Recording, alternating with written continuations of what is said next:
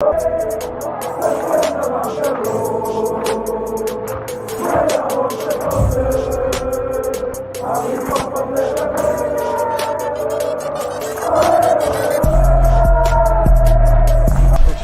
out to Kop-Ish. Shout out to Kopish, guys. All the good work the up. two legends, Emil Heskey, Howard Gill. Can't get much better than that guy. Yeah. You know what to do now. Like, comment, subscribe. I'm with legends, guys.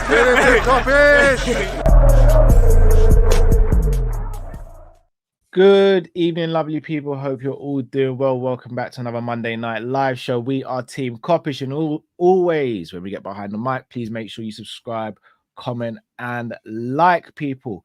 How are we feeling this evening, us three, hey?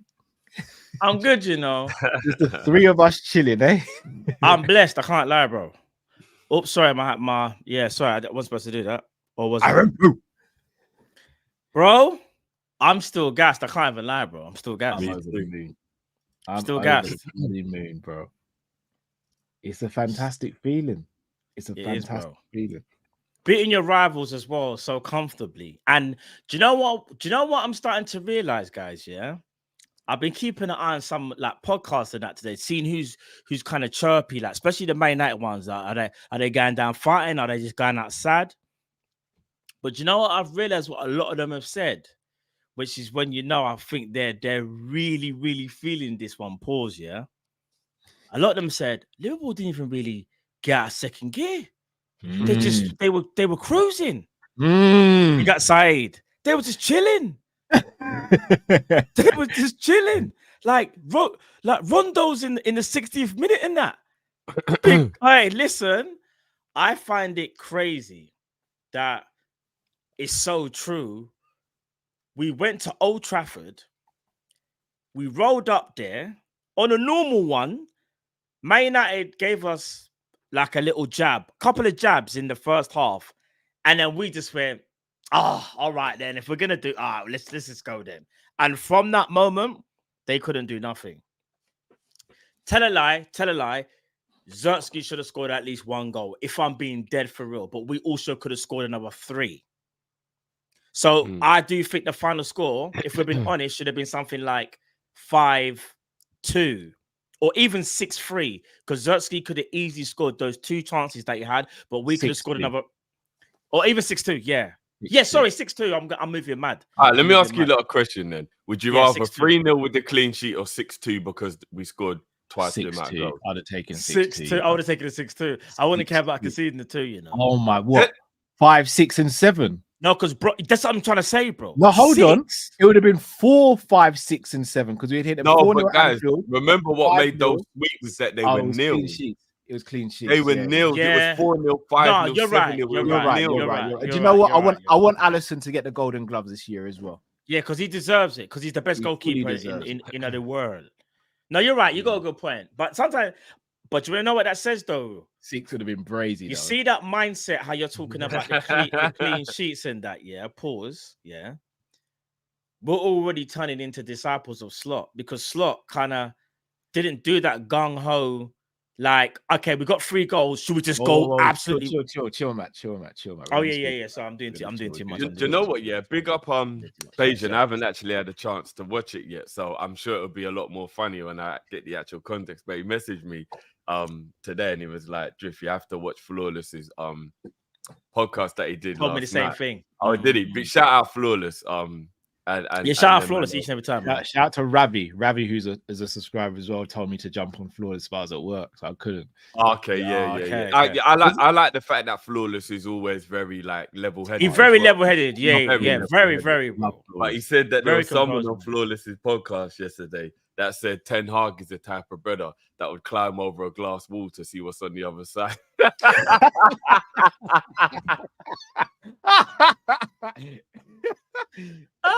Bro, the thought of even being that stupid is actually hilarious. And that's what these men think of their old manager now. Yeah, it's crazy. It's actually crazy.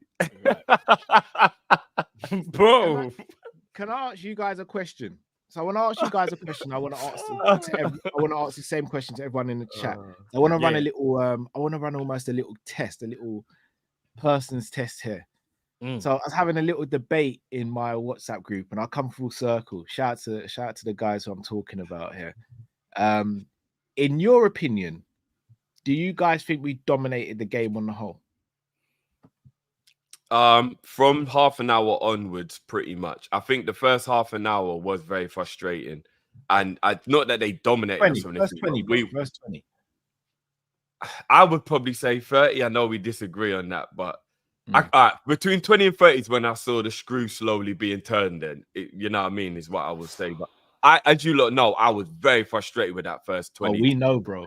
We know that it was really because I could see the patterns emerging that happened last season. It felt like I was at your house at Atletico Madrid all over again, bro. I was gonna say, bro, you was moving like we was losing when you was talking. Bro, it was because you know what it was? It was the no, because you thought, you thought it was the PTSD. I'm not going back there again. Yeah, we're not doing this again. It was the I hate you, though. No, I hate of you. like, please don't, because remember, every game we played against Man United last season, even the one we lost, we battered them.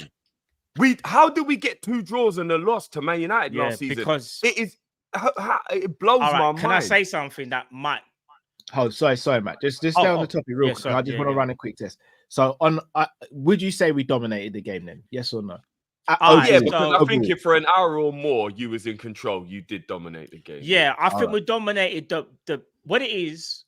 I can't explain it to you. Funny enough, I've done a video on my channel today, so I kind of know where this is going, even though I don't know what you're gonna say, if that makes sense. I'm intrigued now. Go on, what are you gonna say? All right, so we didn't dominate the game as a whole, because let's say you looked statistically, yeah. Man United at 52%, I think it was, and we had 48. You've done it. Yeah, the stats are mad.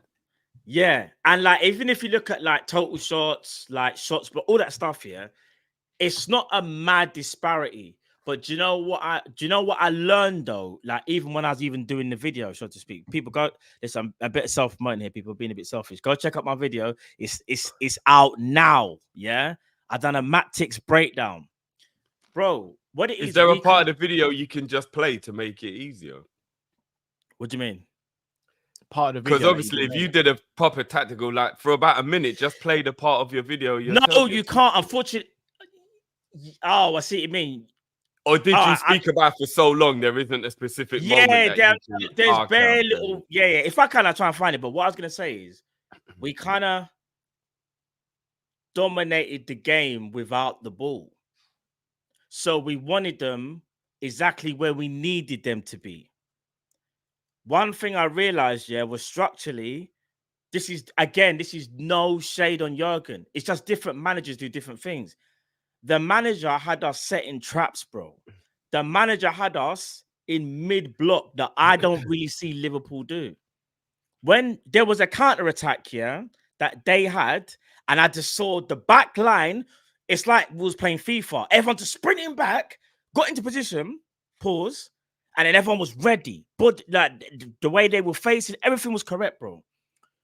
I get in a Jurgen Klopp team. Do you know what would have happened? There would have been counterattacks, and we would have been like, "Oh my gosh, they're in on goal again! It's 1-on-1." Like we would have been panicking, and there was too much of that. We brought back that control element, and even though we might not see games where we absolutely batter teams like how we did in the past under Klopp, I'm telling you from now, a controlled 3-0 victory is a lot easier for a team to manage throughout a season. Isn't this very reminiscent of the year we won the league? We were very controlled in defense. I was going to say that. Sorry to cut you, Drift. Let me see if I can find my. I want to be clear with everyone, because I know, and Drift, I'm being dead serious. I'm not even trying to be shady or anything like that. Before anyone in the comments tries to say anything, there seems to be this notion that Klopp couldn't control games. I'd say in the last 2 seasons he was at Liverpool, I'd agree with that.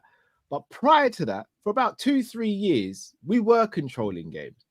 The season where we were chasing a quad, we mainly controlled games that season. The season we won the league, we controlled a lot of the games that season. 18-19, we controlled a lot of games that season as well. So I think there is a bit of a narrative going around that Klopp couldn't control games. I just think we're clouded in our judgment over the last 2 years, in the sense it was very much basketball, football. But we did definitely control games when we were at our peak with Klopp as well. Probably not to this extent, But again, another thing is Klopp had to build the foundation. Slot's coming with a foundation. And look, I'm becoming a massive fan of Slot. I really am. But there's still a lot of things he has to prove as well. We don't know what we look like when we go a goal behind. We don't know what happens if we have to start chasing a game. We don't know what happens if we don't get to use our tried and tested his starting 11. Because at the moment, we're using our very best 11. Like he's got the luxury of doing that. We don't know if one of the players comes out of that team, if that starts to falter or something. So I'm fully on board with Slot being Liverpool man. Like he's becoming, like in my estimation, he's becoming really high in my estimations. But he's still got. I need to see a lot more from him to see how he navigates different situations. Look, in an ideal world, we never go a goal behind, so I never find out. But we also have to see what that looks like as well, whether we're able to stay controlled when we go a goal down and all those things. But the reason I did speak about the stats and wanted to bring it up, so I'll read out the shots. Total shots, they had 8, we had 11. Both had 3 on target. Passes 507 to 464. Clear-cut chances, they had 3, we had 4. Corners, they had 5, we had 2. Offsides, they had none, we had 2. This is why I always say, without the eye test, stats are irrelevant. I'm just going to talk about one of the shots that Manchester United had. Do you remember the shot Bruno Fernandes had towards the end of the game, guys? Vaguely. The one that just went high. Oh, the high one, and then the player, yeah, that skied it. Yeah. That's a shot. Yeah, that's a shot. So you see, when Man United fans might do the copium today and go, "Well, you know what? We only had 3 less shots than you." Yeah, but that was one of the shots. We weren't just shooting for the sake of it yesterday. When we were shooting with a purpose. We were shooting because there was possibly an angle and we could have scored. I take you back to one of the shots was when Mo shot and it got deflected. Another shot when Mo dribbled past 2 players in the box and then hit over the bar.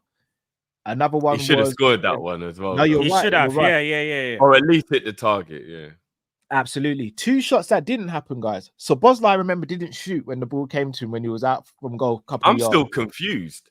I really like. I think he's confused. Isn't Soboslai just smashing that first time his speciality? Yeah, bro. It's so mad. If he's playing for his country, he absolutely rosses that in. Even if it's 0-0, Matt, I think he clocks that. That's my point. To me, that's more of a clear-cut chance than Bruno's one, which was a shot. Jota, when he's running in on goal and he doesn't shoot as well. That to me is more of a clear-cut chance than them trying to shoot. So this whole narrative of, we didn't dominate the game because the stats say this, the stats have to be contextualized. And this is the problem I do have with football, where stats aren't contextualized. Guys, Matt, you said it, and hopefully everyone goes and watches your breakdown. They had more passes than us. How many of those passes were penetrative? How many of those passes were made with a purpose? When we were passing the ball, we were passing with a purpose.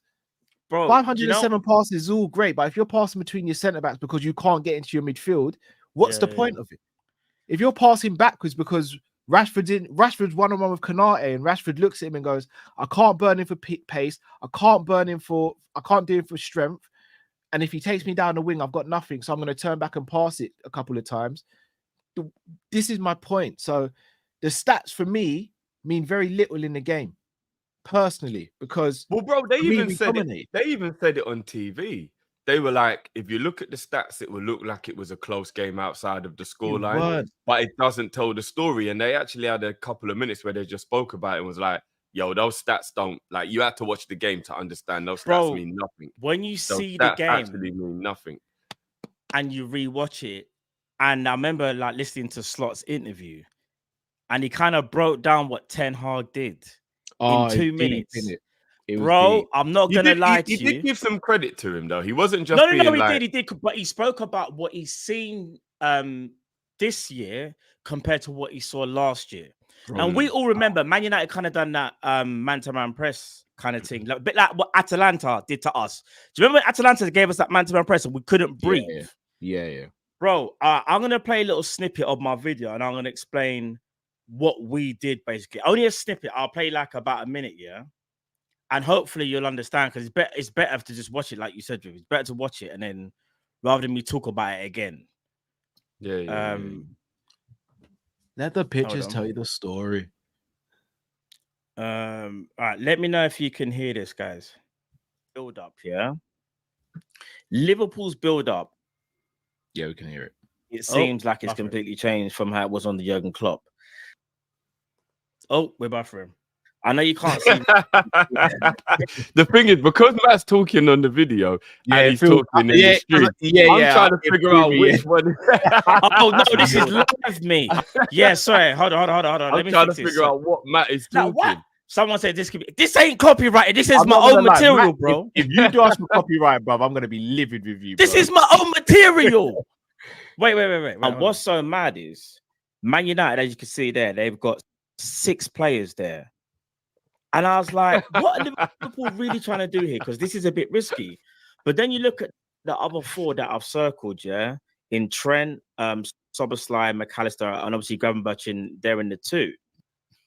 And it's all about the overloads. You're probably going to hear me say that a lot, but it's the overloads.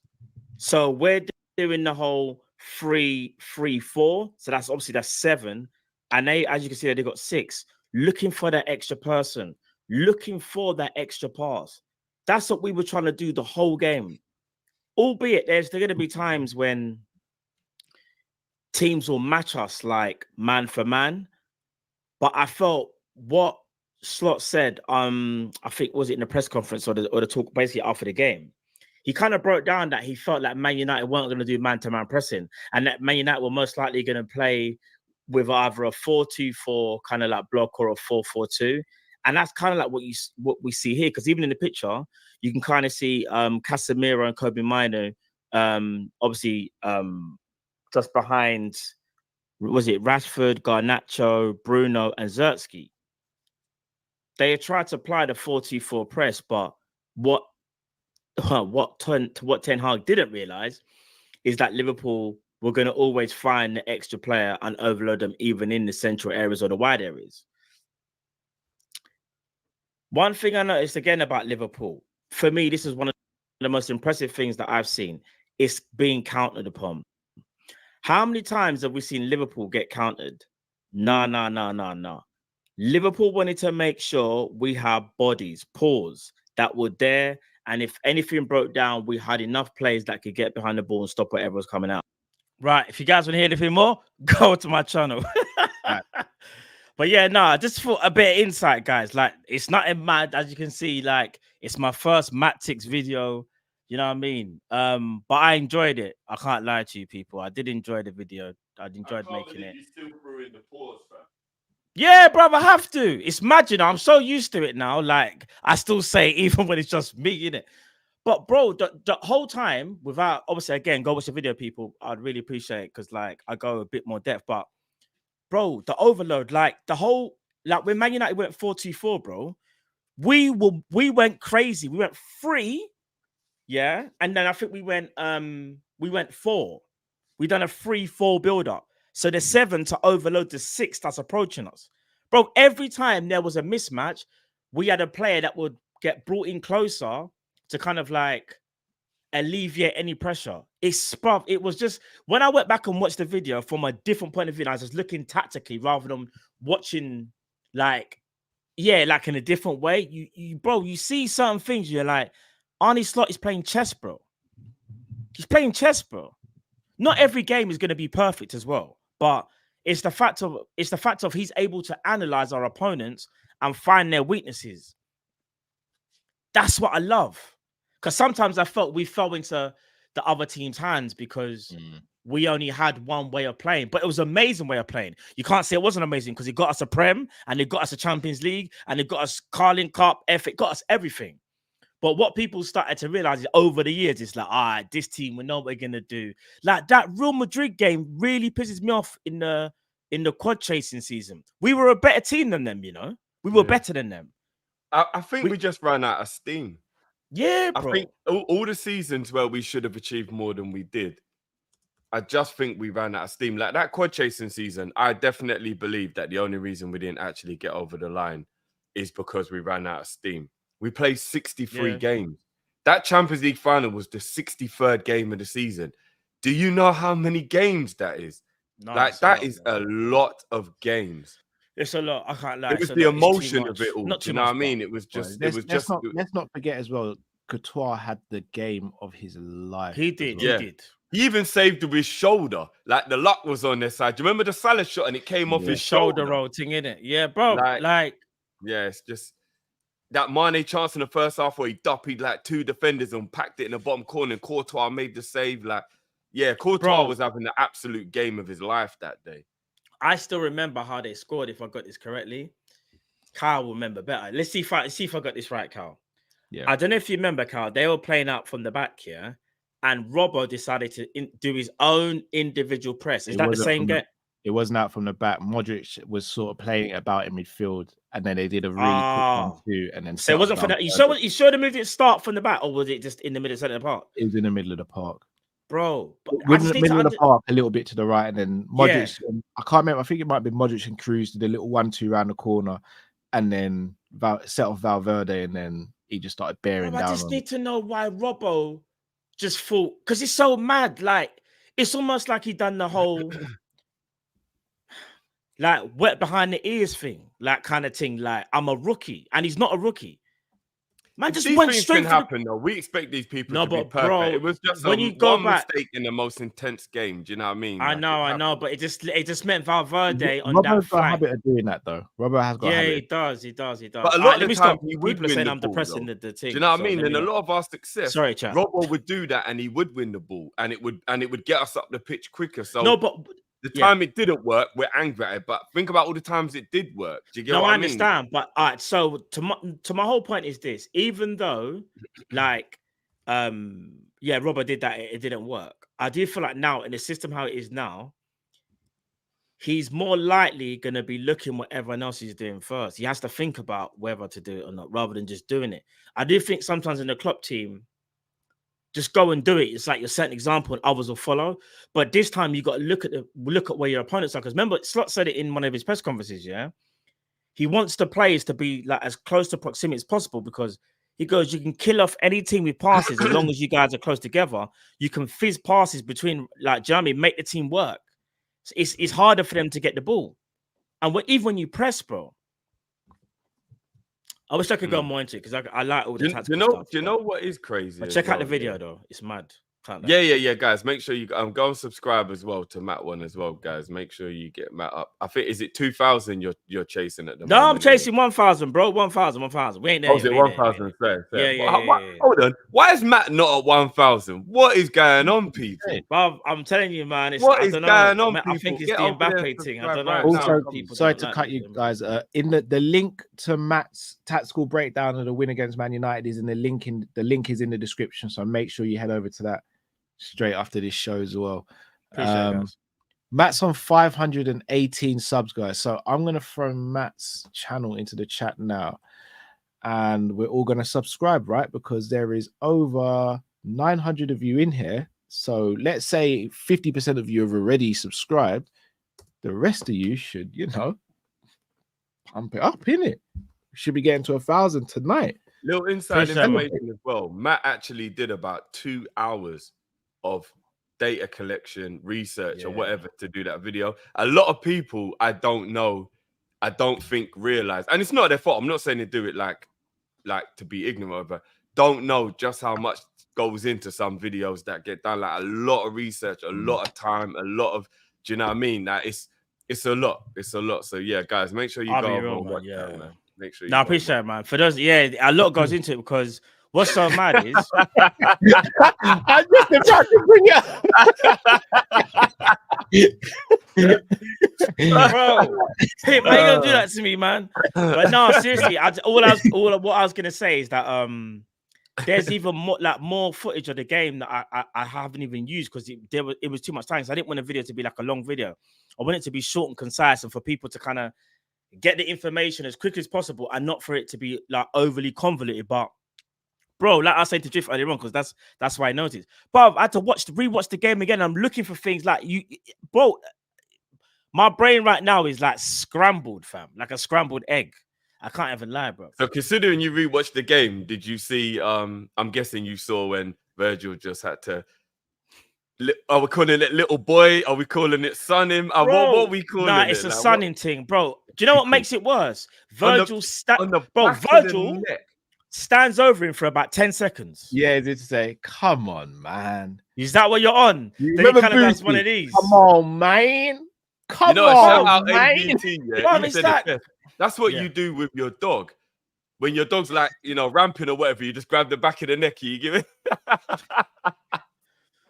Bro, it's mad. Like, I can't even lie. Like, yeah, he sunned him horribly. Like, But come on, man. Virgil's been little man in Bruno for years.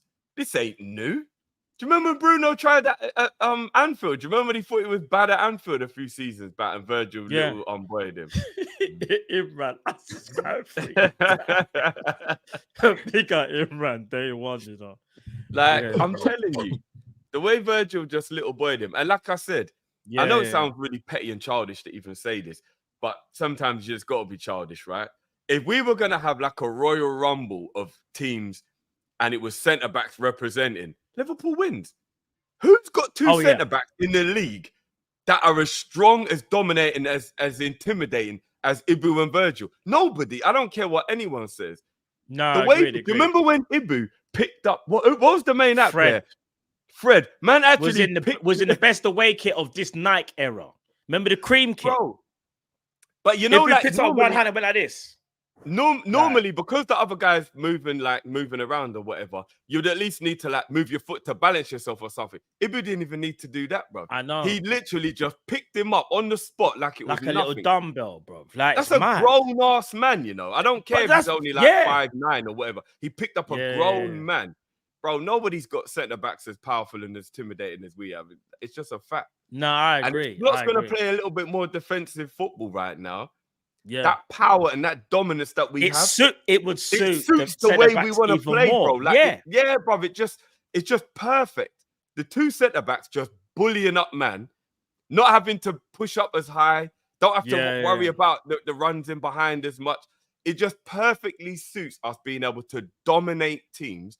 And people hopefully will see this season that it weren't us just chatting shit for the sake of it. It wasn't us just being defensive of our team. People need to understand Liverpool have and always will have, until that partnership is dissolved, the best centre-back pairing, possibly in Europe, but definitely in the Premier League. Ibu and Virgil is the best centre-back pairing in the Premier League, bar none.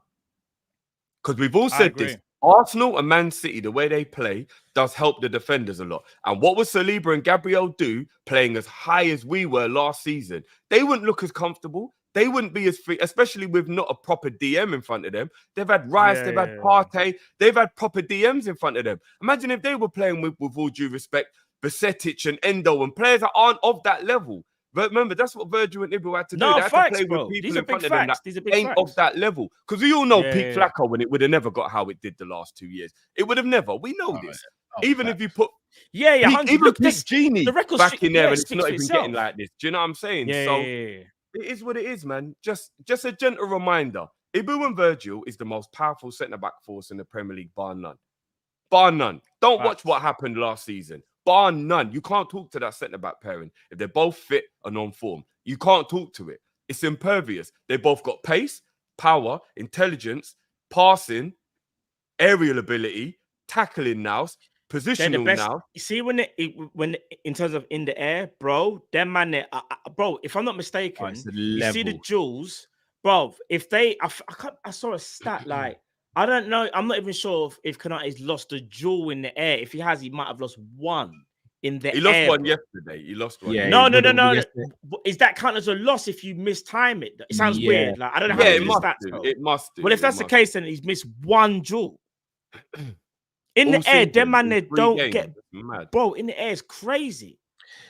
Just on that though, and this is, I hope this doesn't sound like I'm trying to bring the mood down, because I am over the mood and everything. But this is where I also want people not to go overboard with the slot stuff as well, in the sense of, I don't want people to build him up on this pedestal, and then one thing goes wrong and everyone goes, oh, maybe he's not that guy. Because so far we've got to use our best starting 11. Ibu, Virgil, Trent, Robbo, Ali. At the moment, Grav and Mac are our two best centre midfielders. Sobo, arguably. Hold on. Have you made a name for the midfield? Say that again. Gravenmack. Is that what we're calling the midfield now? Oh, No, is that what you said? I said Grav and Mac, but Grav and Mac can run still. No, that's got a ring to it. That Gravenmack. Yeah. Gravenmack. That can run. That can run still. I tell you what I just did there, guys. I tried to play it to the far post, but the wing took it inside. No, we can. No, Gravenmack. No, I like that. Gravenmack. I'll take the goal, boys. I'll celebrate shamelessly. You know what I'm on. You don't know what I'm on.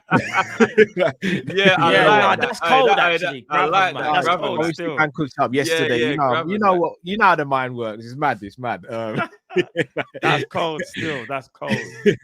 And then obviously you got Szoboszlai, Elliott, and then the front three at the moment, in my opinion, is the best front three we have. Someone said mac and gravy, you know. That's not bad. Someone said that one kind of decent. Mac and gravy still, you know. Hey, listen, Gravenmack or mac and gravy. Yeah. I was thinking Gralister, but it don't have the same ring to it. It doesn't have the same ring to it. Yeah. That sounds like an old school movie, like a horror movie or something. You watch Gravenster, bro? Yeah, Gravenmack or mac and gravy. No, Gravenmack. That's the one. Gravenmack. You think Gravenmack, yeah? Yeah, Gravenmack. That's the one. Not mac and gravy. Yeah. Gravenmack. That's the one right there. Even if Cal meant it. Cal meant to do it. It's Gravenmack. Gravenmack. That's what we're rolling with. Gravenmack. This is the only thing where I don't want us to build up on a pedestal, because if let's say we do lose a Gravenmack or we rotate or anything like that, it becomes very interesting how we adapt our game, because at the moment I don't believe there's anyone near McAllister or Gravenberch that can replicate anything that they do. For me, we'd have to really change the whole process. Same with Ibu. If Ibu or Virgil were to come out of the team, I don't think Gomez or Kwanzaa could do that either. So as much as I rate Slot, this is why I don't want us to take our foot off the neck of the owners, Richard Hughes and Michael Edwards. We still need that centre back. We still need that DM, and we still need potentially another left back to replace Tsimikas. So we cannot take our foot off the neck. We cannot. Because big facts. If Slot's doing this without at the moment he's doing this without any bloody reinforcements, because Chiesa wasn't even in the squad. If he's doing this without reinforcements, make sure you go and give him what he needs and let him really cook in it. Facts, bro. No, you're right. I think as things stand right now, you're right. You don't want to get too carried away, but sometimes you can't help it, because I think a lot of people doubted Liverpool because Klopp is gone, and they said you got a new manager. Basically, you lot are finished. All the rivals. We didn't think that. We just feel maybe it's going to take time to get used to the system. What's impressed me the most, though, is I know we've had a full strength team, and testament to Arne Slot again, because remember it's all new staff. You know, all new staff. Remember, he believes in his staff, the medical staff. At final, hardly picked up as many injuries as they used to. So he's working wonders. But for the players to kind of even understand this so early, and again, we haven't played 3 of the hardest teams in the league, but you can only go by a small sample size. However, the Man United game, I will say this, form goes out of the window because it's a derby, and it's the biggest game in English football historically.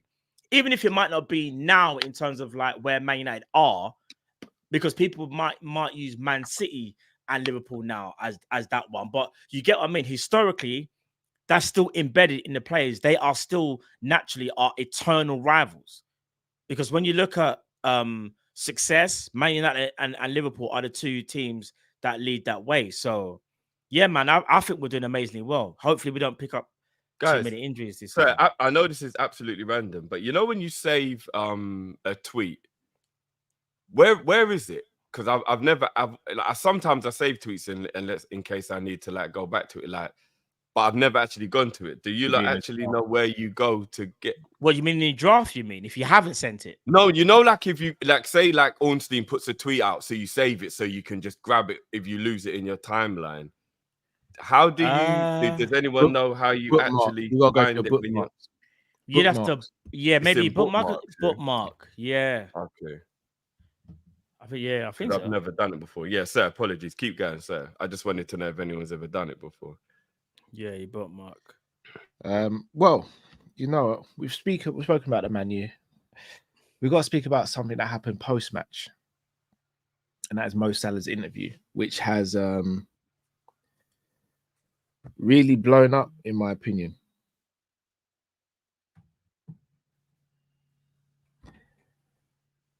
Mo Salah came out and said that Liverpool have not started any discussions with him regarding the contract.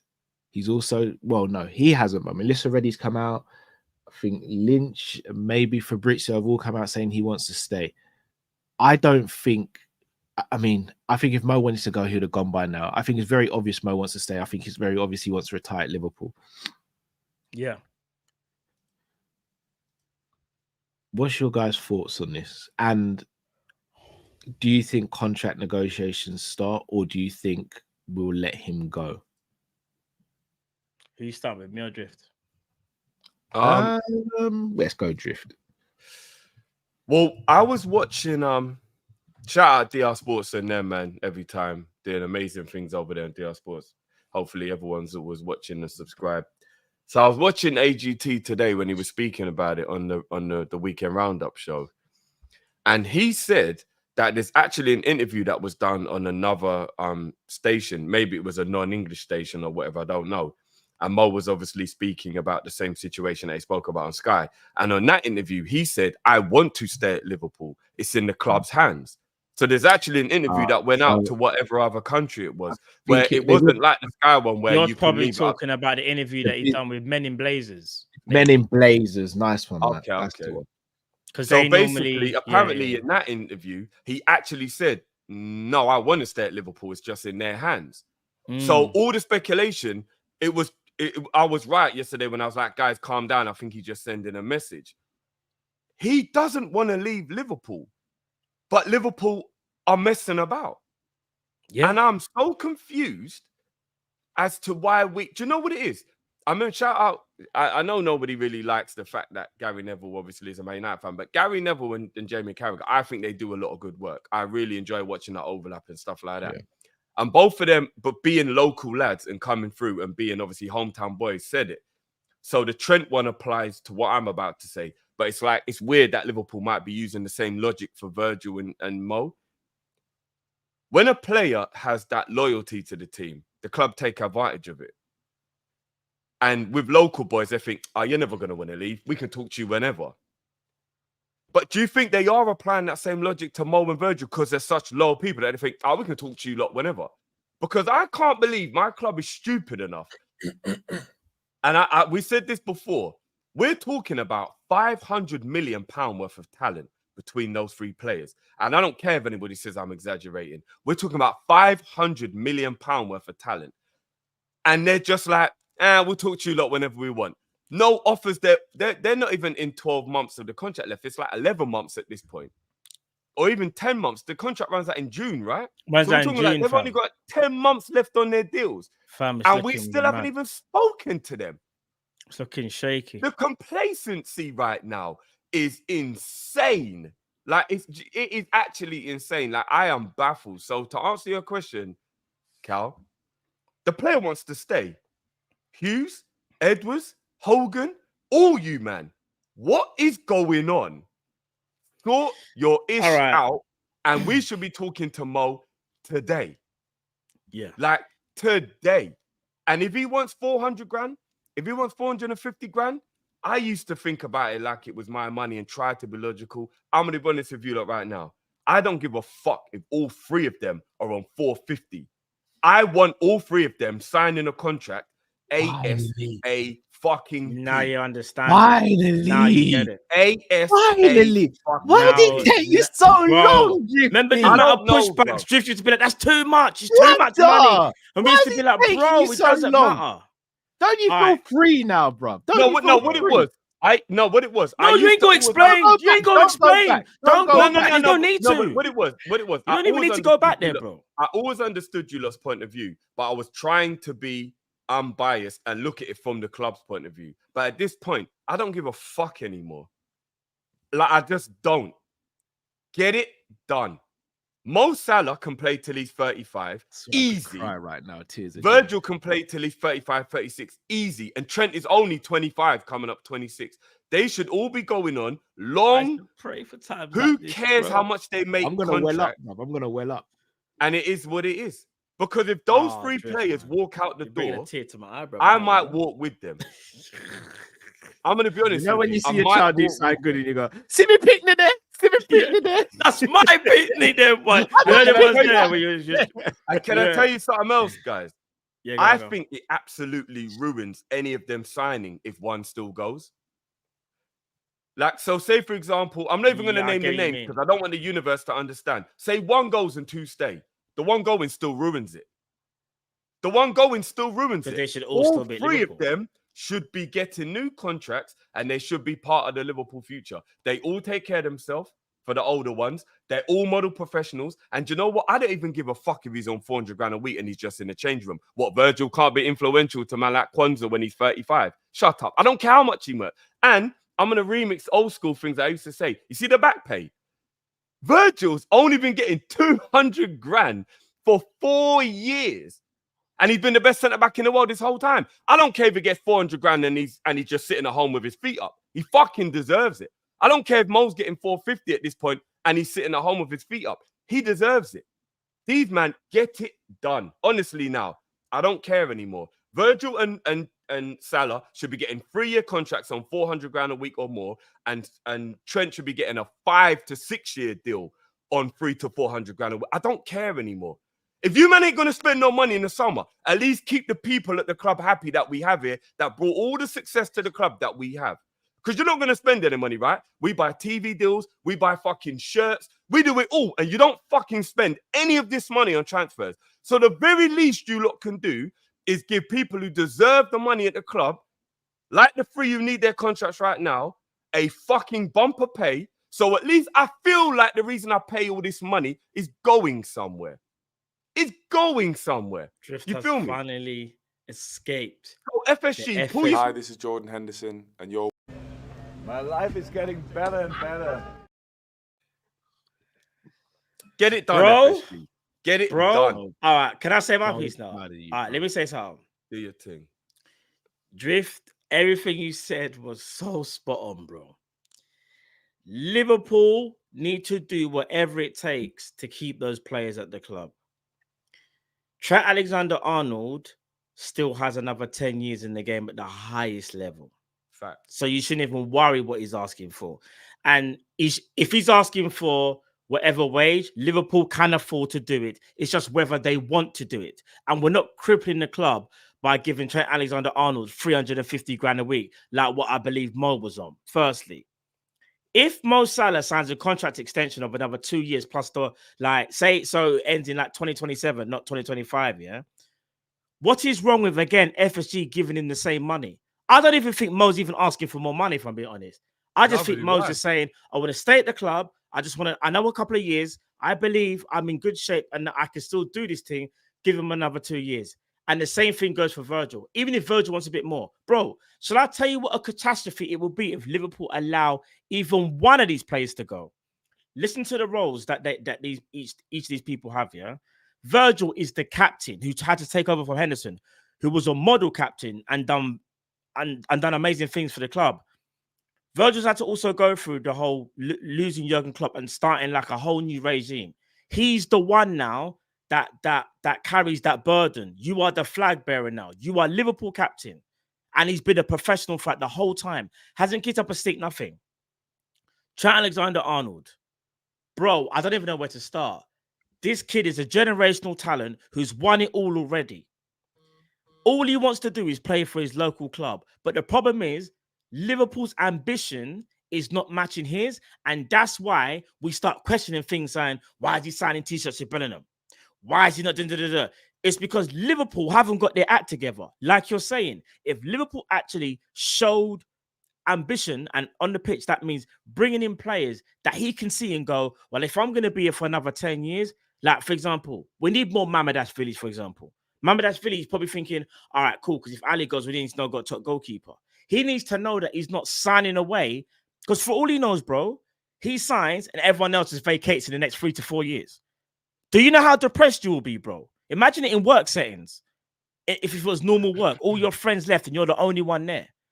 and they've all gone on to bigger and better things, or passes new, and you're the only one. You don't want to have to go through that.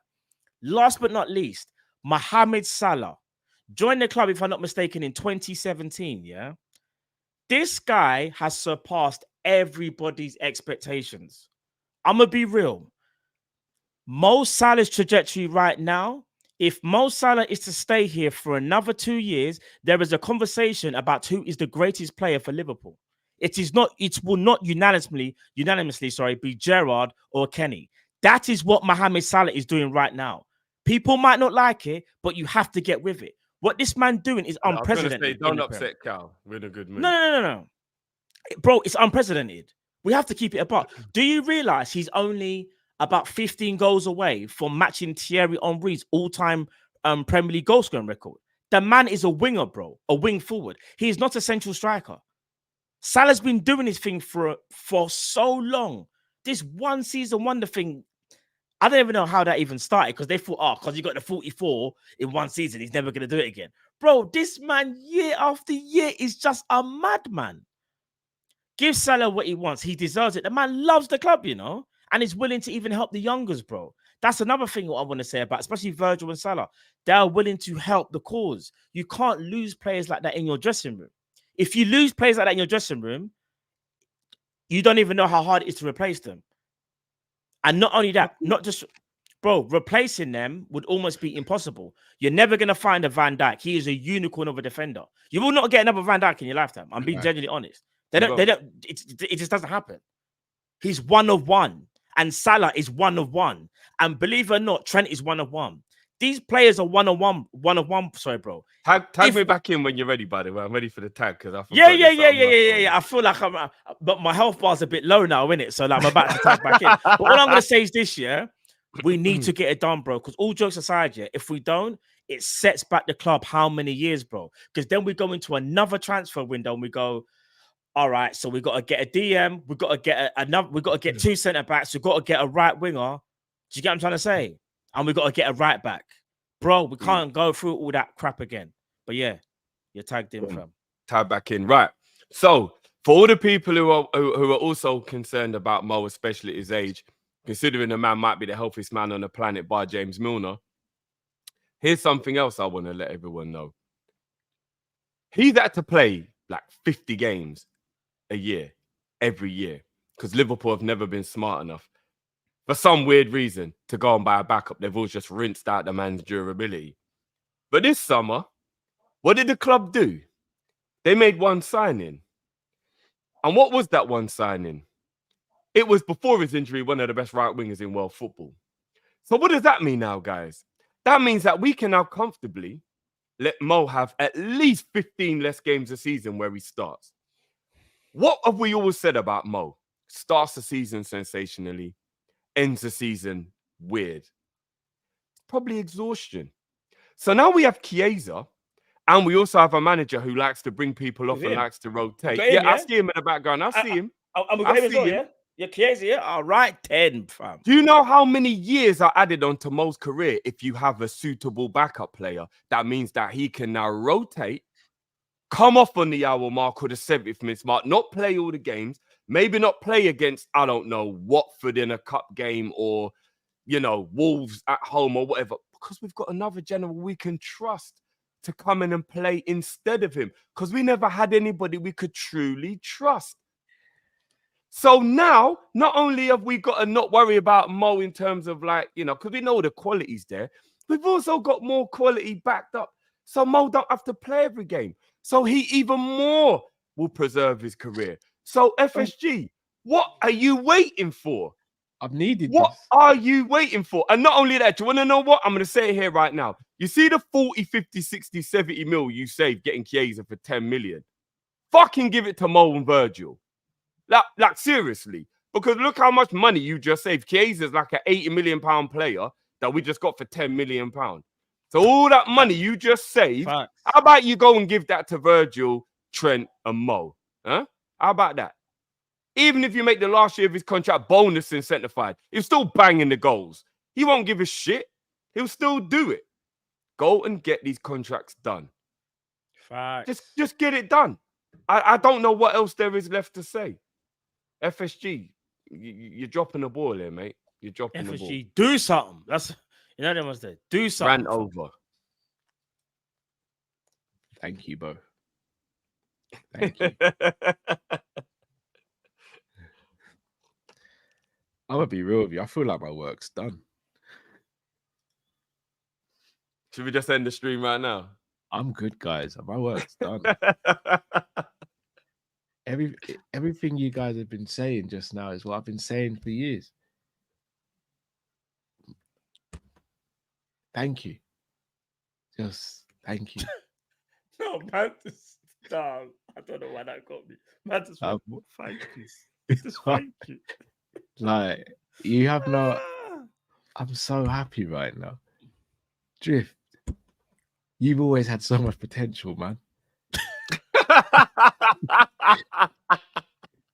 And you just fulfilled it. In the space of 10 minutes, you fulfilled it. I knew this was inside you. I knew this was there inside you. But I did. I'll be real with you. I started to lose faith. I started to think, I know he's so close to the team and to the recruitment that maybe he's not seeing where I'm coming from. Dub said group hug. But like, Matt, let's be real, bruv. You've always been that rebel. You know? But I've known this. Matt is definitely John Connor, in it. 100%. No way. 100. Leader of the rebel force. No, 100%. but in terms of like, yeah, maybe. But in terms of like this stance on the contract, you know, I've been a very big advocate. Oh for yeah. With that, them getting whatever they need to get, bro. Like, we just can't mess about, man. What scares me though is the longer this goes on, the longer the players are gonna feel like they are not wanted, even if Liverpool do offer them the deal that they want. Because we're in September, bro, and I can't even explain why we're in September and nothing has even happened. Not even one inkling. Like, normally, what's so mad is even Fabrizio has come out and said, like, oh, now during this international break, Liverpool are going to use this time to speak to the player. And whether he's telling the truth or not, it's still like, but why only now? Why wasn't this done like last year? Complacency, bro. 100%. Bro, it's insanity, bro. That's what this is. But, bro, no, you're laughing, but it's true, bro. Fam. Facts. No, it's true. Bro, for Real some Madrid... reason, I just got Jamiroquai song in my head. Bro, imagine, yeah, that's like the equivalent of Real Madrid allowing, I'm trying to think, in their terms right now, Bellingham will be Trent, Salah will be Vinny, and Virgil will be like Rudiger or something. Just giving you an example. You think they're going to allow them three players to all have their contracts expiring at the same time, bro? Never. They would never let that happen. They're signing them up long time ago, bro. The only difference with Madrid, bro, is they don't have Madrid to come and poach the players. That's the only difference. Yeah. Yeah, that is very, very true. That's true. But, bro, I'm worried. I'll be real. I'm worried. Facts. You do, bro. You do. I just want it done. How many hours of arguing we would have saved, bro, if you just came round earlier? So many streams. I took my business hat off and put my Liverpool hat back on, guys. That's all I did. You should never be wearing a business hat, bro. That's not our job. For real, we're fine. No, I hear that. But remember, I'm living my normal life and I forget to take it off, and then you know what I mean. We're fans, bro. This is, you know what I mean? Shining. You're glowing. Yeah. Bro. You've arrived. Welcome. Like I told you as well, I was going to put a hat on and I just thought, nah, let me just do my Arnie thing, and it is what it is. I'm sick because you're at ease, bro. You've realized. Bro, you don't put a blanket over the light bulb, do you? No. You let that bitch shine. Shine, bro. Yo, that would be the biggest house fire hazard ever. Like, in history, Hey, bro. no one ever put a blanket over the light bulb. My word.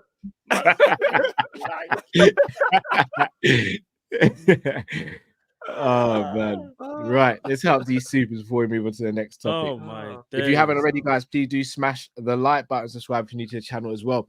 Shout out to John Conway, the legend that is. Big up Cal, Matt, and Drift. I will be 48 on Wednesday, and I will be a channel member for 4 years on the 24th of September. And I have big respect for you guys.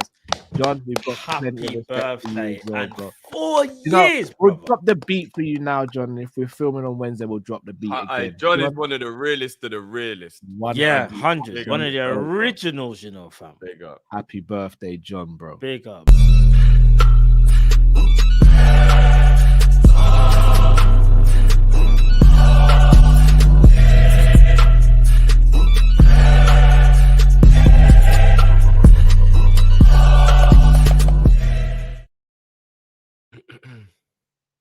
Shout out to Tev, says the team looks better assured defensively already. Agree with that. It does, yeah, it does.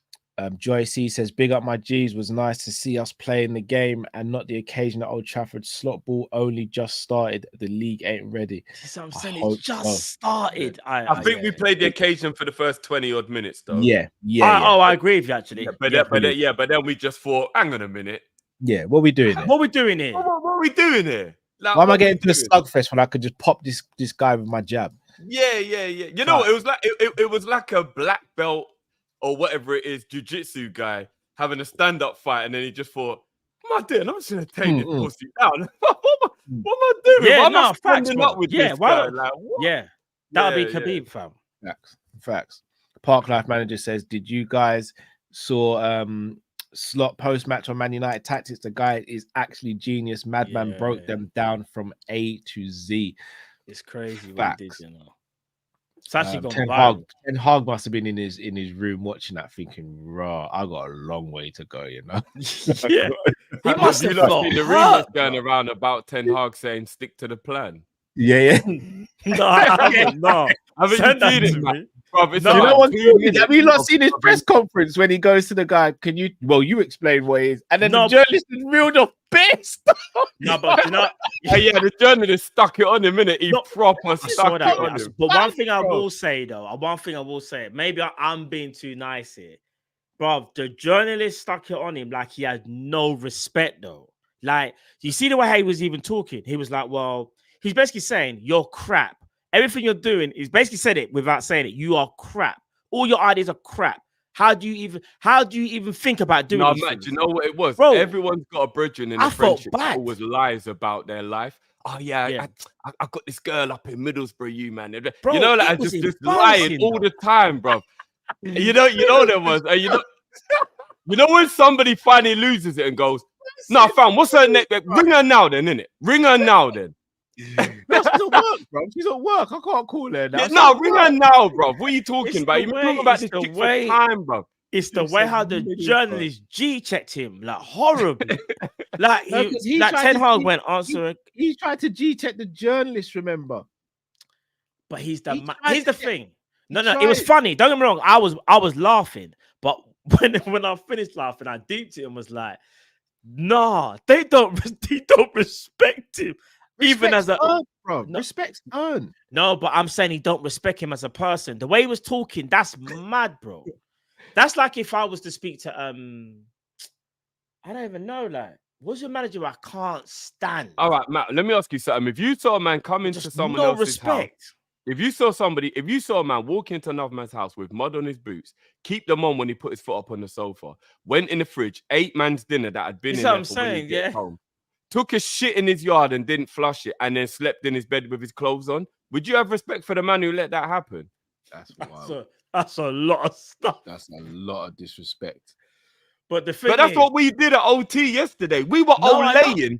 We were I know. olaying them, man, on No, the I hour know. mark. Do you not know that? We took was olaying them Bro, we at took a- Old Trafford. we Ten took a Hag at doobie the on the wheel. carpet and just said, yo, deal with that.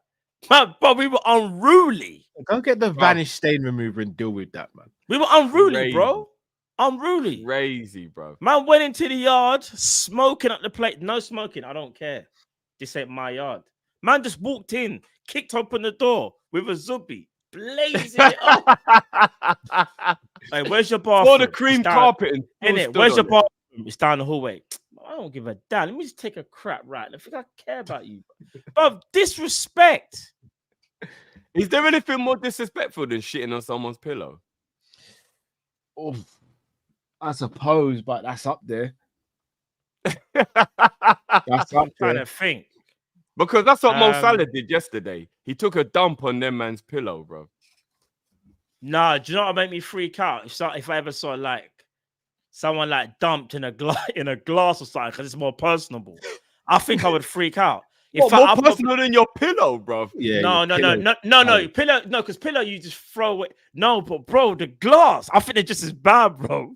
Bro, that's your no, but you might have two or three favorite glasses. I've got more than one favorite glass. I'm not gonna I can't even say what I do. This video will definitely get demonetized if that ever happened. Pillow or glass. Me. It's war. It's not even No a two war. ways about it. There'll be no Shout out time to Ty. to be straight. Klopp lost control when he started the high line. Disagree, bro. We started the high line in 1920 when VAR first came in, so it wasn't from 1920. Yeah. It wasn't from 1920. Agreed. Big up Ty again says if Sobo does that again, I want him subbed and training without a ball for. He's not back on fraud watch, but brother, do that again. Like, nah, he's got a point though. True. Training without the ball for a week is mad, you know. Do you think because somebody actually said no, they so it's think cut it's- you. No, so it's cut you. Someone said the worst one. Man What's that? said doo-doo on a man's toothbrush Oh no. in the chat. No, I'm gonna be real with you. I still think the pillow's worse than the toothbrush. No way. No way. No, because the thing is, I've actually got spare toothbrushes that are in the package still that I could just get out. No, but if you do the one on my pillow, I've got to sleep without a pillow tonight. No, seriously, I've got at least one night inconveniences me.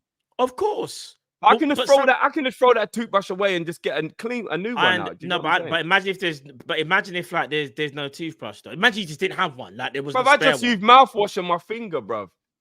I understand that, but bro, I still think the violation is a mazza. I'm not gonna clip that up, you know, Drift. I'm not gonna lie, bro. That's a madness. What, bro. using mouthwash on my finger instead of a toothbrush? It's a clippable thing. They're gonna get you, brother. It's happened to me. With no context. It is what it is, bruv. We know how the world works. Look how AI works, bruv. That Caicedo video is still out there, bruv. It is what it is.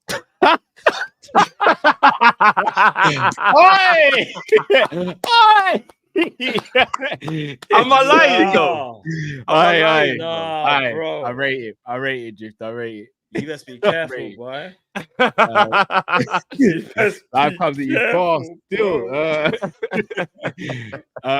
Ty says, Arne laid out United's game plan in 2 minutes on Sky Sports. Facts. Jamrock says a Real Madrid aggregate against Chelsea and City in quarterfinals and semi-finals is 5-4 and 6-5. That's mad. That's crazy. They're just the ultimate team, man. Yeah. Ty said, what's your opinion on Slot calling out individuals? He mentions Trent's sloppy pass and Diaz not tracking back at a point. I'm good with it, but I don't know. I think after winning, this is what Dutch managers do. Get used to it. Yeah. They're very open. I can leave it after a win, and I think it's the context of his. Well, he's not putting these players down. He's saying this could have been better, that could have been better. I'm all right. What can improve? Yeah, Bonds in the first game. Now he's just being real. He's just telling you the mistakes. Yeah, he's just being honest. It might get annoying at some point, but right now it is what it is. And when you're winning, isn't it? I think if you're losing, then you start saying things like certain things. Actually, you might look at perfect point. If he does it when we lose, I think it's a liberty because you're almost blaming the player. But when you win and you do it, it's all cool. I don't mind it. Yeah. Shout out to Gaz. Big up, Gaz. Says respectfully, F Zubimendi, we have Clarence Gravendorf. We're gonna touch on Zubimendi shortly. Big up, Gaz, man. Each and every time. Big up, Gaz. Bayesian Res TV. Go subscribe to Bayesian Res TV. Please. Big up, Bayesian. Big up, brother. Ten Hag will climb over glass. We'll see what's on the other side. If you could explain between the two Ten Hag tactics or a kite made out of concrete that would fly, I would pick.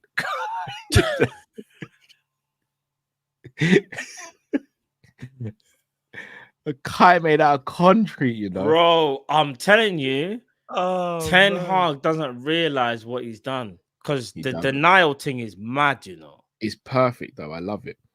Matt, you've got to see the remix where like for about a minute he just keeps talking about the plan, then they drop the beat and remix it, and he's just Send it, spitting bro. over If you got, can you send it? Yeah, I Can you will. send Yeah, it? yeah, Yeah, I'll send you. Yeah, it's hilarious, bro. The man's Man talked said- about the plan about 1,000,000 times, bro. You think it was from Prison Escape or something? No, It's mad, bro. Alex says Squirt Z just got up Ibu's pocket. He shook. I wouldn't say he got pocketed yesterday, to be fair. I think we He had a dealt with him bad. well. He had a bad game though. He had a bad game. I think I would had- say he got I think pocketed, but he had a I think bad was game. bad in front of goal. I don't think he had a bad. No, game. some of his passing was a bit lax, bro. Trust me. I Yeah, watched true, to back be fair. the game. He wasn't not that he wasn't crap, but like even some basic passes, Kai, he was giving the ball away. You know, That's Do true. you know what I That's do control a find bit strange? heavy. Yeah. I find very strange that the first person that the Man United fan base really went to attack yesterday was Rashford. And ironically, he was the only one who actually did anything in the game. Bro, I found that very weird. I'm he not set gonna up the lie. 2 chances for Zertsky, bro. Yeah, I know, bro. I found two it quite chances. weird that he was the one they chose to attack out of all the But players. do you know what it is though? They've realized what's happened to him, bro. Have you seen the clips where like he sized up the winger He and weren't on it. He weren't on it. Yeah, he just yeah, turns yeah. inside and just like, bro. But he just needs to leave, bro. He just needs to leave. He really does, bro. But I'm looking at Kobe Mainu. I'm looking at Casemiro. I'm looking at Martinez. I'm looking at so many people who had worse games than Rashford yesterday.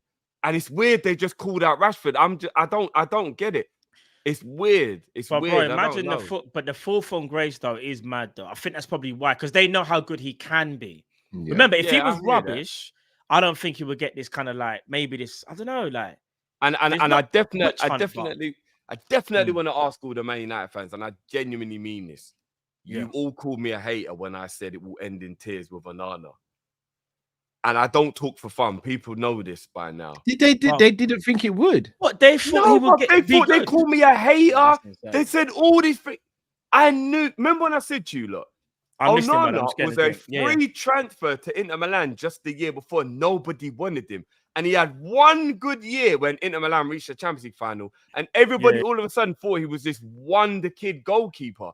I don't know what they got fooled into, bro. I really don't. But shall I tell you what's even more alarming if you're a United fan? Actually, I need to be on screen. Host, man. Yeah, I need to be on screen when I say this. I find it a bit weird that the manager keeps going back to his old players that he's worked with, like whether it is via Ajax or something, because he worked with Mazraoui, he's worked with De Ligt before, he's worked with Onana, he's worked with Martinez, he's worked with Anthony. Bro, it's like he's trying to build Ajax 2.0, but instead he's turned him into. You missed De Ligt as well, bro. No, I thought I said De Ligt, but Oh, bro, I find it weird to keep going back to your old players, bro. Don't get me wrong. that's the sign of a man that's got no confidence. No, that's a sign of a man who doesn't know anything other than what he's had before. Yeah, it's a sign of a man's confidence. Do you get what I'm saying? It's 100% the sign of he hasn't got the confidence to get new players and have to like teach This those ain't new even me players. trying to But he even just turned to what he Yeah. already knows. What's 100%. that thing you called it, guy? Is it called Stockholm syndrome? Is that the Yeah. one? Oh, that's more than because he's more. Is that the one where like it's all I would say the so you want players. it? Is that the right terminology? Like, I've that's got? players basically right. like Play Stockholm for him syndrome, is if more- I'm not Is that mistaken. wrong? Is that wrong, guys, or is that right? I don't know. No, Is so that the right? Stockholm Players syndrome have more all like- got Stockholm syndrome, in my opinion, because Ah, they yeah. Ten Hag's the kidnapper. So the players have got Stockholm syndrome. I was a kid.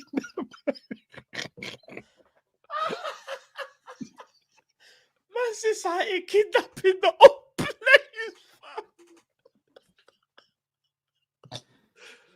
But it's true though. Man bucked De Ligt in Germany and was like, what are you saying, fam? Yeah. Before you know it, De Ligt wakes up, he's at Manchester Airport.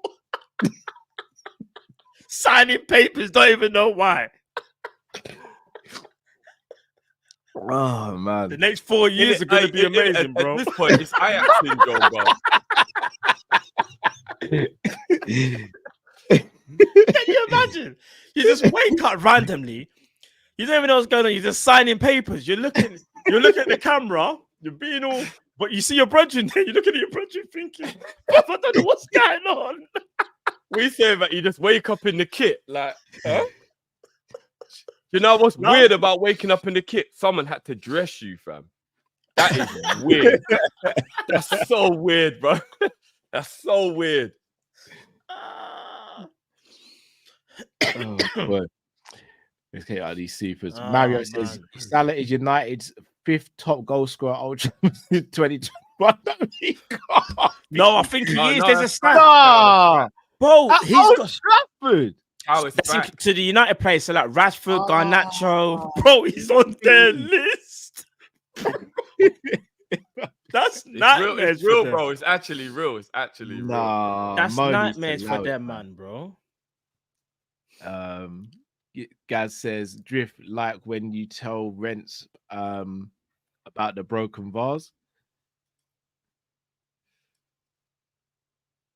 Like when you tell memory's not jogging me, guys. Let me know. I'm guessing it's like an actual one of our inside jokes, but like the memory's not memorying at the moment. Yeah, I'm trying to think, bro. Yeah, I'm trying. No, I ain't broke no one's vase. Maybe like when I was a kid and told my mum the cat did it, but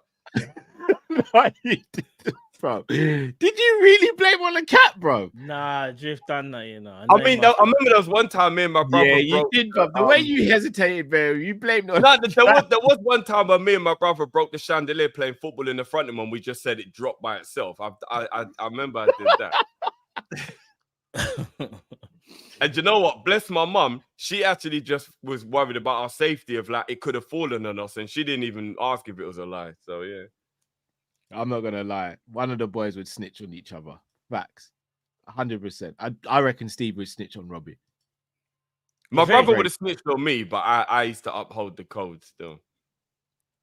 Yeah, we know what you were about, bro. You older brothers, innit?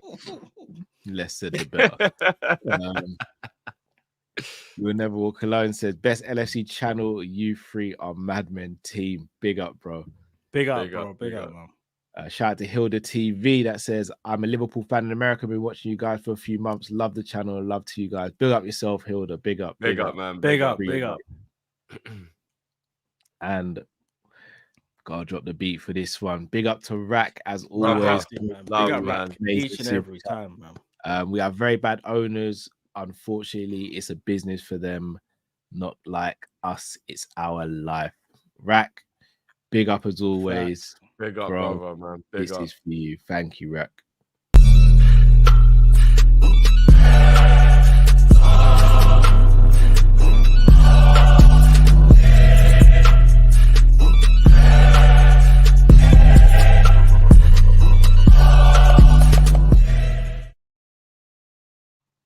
Big up. Big up, Rack, man. Trust me. If you haven't smashed that like button already, guys, please do. I'm about to do a like check. I hope I'm not going to be disappointed because we've got over 1,000 people in here. So I'm going to assume that, you know, plenty of you have liked the video, but I'm just going to check the numbers just to see what we're sitting on. Cal, I think there was one Thai super chat that still say, bro, that we missed by accident. I know. I got through all of them. Okay, this one's on mine. I'm not sure. Maybe it didn't come through on yours. Oh, it's not on mine actually. No, it's not. Oh, is it? Okay, cool. No.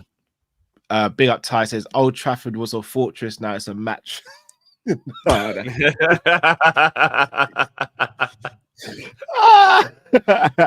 dope, bro. So, and we've also got another birthday in the building as well. All right, big up Brendan. Hey, happy birthday, Brendan, man. That's not Rogers. I hope that's not Rogers, but big up Brendan. No. Nah, come on, Cal. We nearly want us to leave. We could still give Brendan Rogers a birthday shout. Come on, bro. He didn't win it. Rogers is a... Yeah, no. Big up Brendan. Happy birthday. I'm joking. Happy birthday, man.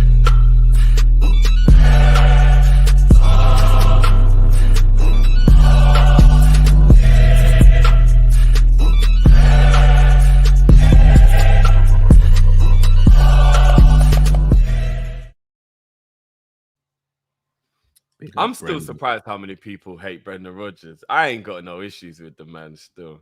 Never said I hated him. Just No, I don't hate Brendan Rodgers. I don't hate him. I don't hate him at all because he didn't want us to leave. But there are some things though that I just think, bro, you could have like dealt with that better, innit? he's the reason Gerrard left. I'll just say it, innit? He's the reason Gerrard left. Yeah. Cal's always gonna have that extra invested. Obviously, another reason why Rayner left, Aga left. Like, bro, I called out Aga, bro. You can't call out my centre back like that. Bro, Aga was the ball playing centre back before the ball playing centre back. Playing through injuries for him as well. Do you know? Let's playing on painkillers, bro. And then he's gonna you lot would have felt different if we had got over the line though in 13-14. No, but bro, you can't. Do you remember? Just quickly. Do you remember Swansea? Do you remember Wilfred Bonney? How he was built like a wardrobe, and you couldn't move him. Not a Harry Maguire wardrobe though. This one was a mobile. Yeah. Bro, there was one game where Aga, to be fair, was struggling a little bit. Bro, apparently called him out in the dressing room in front of everybody. You can't do that, bro.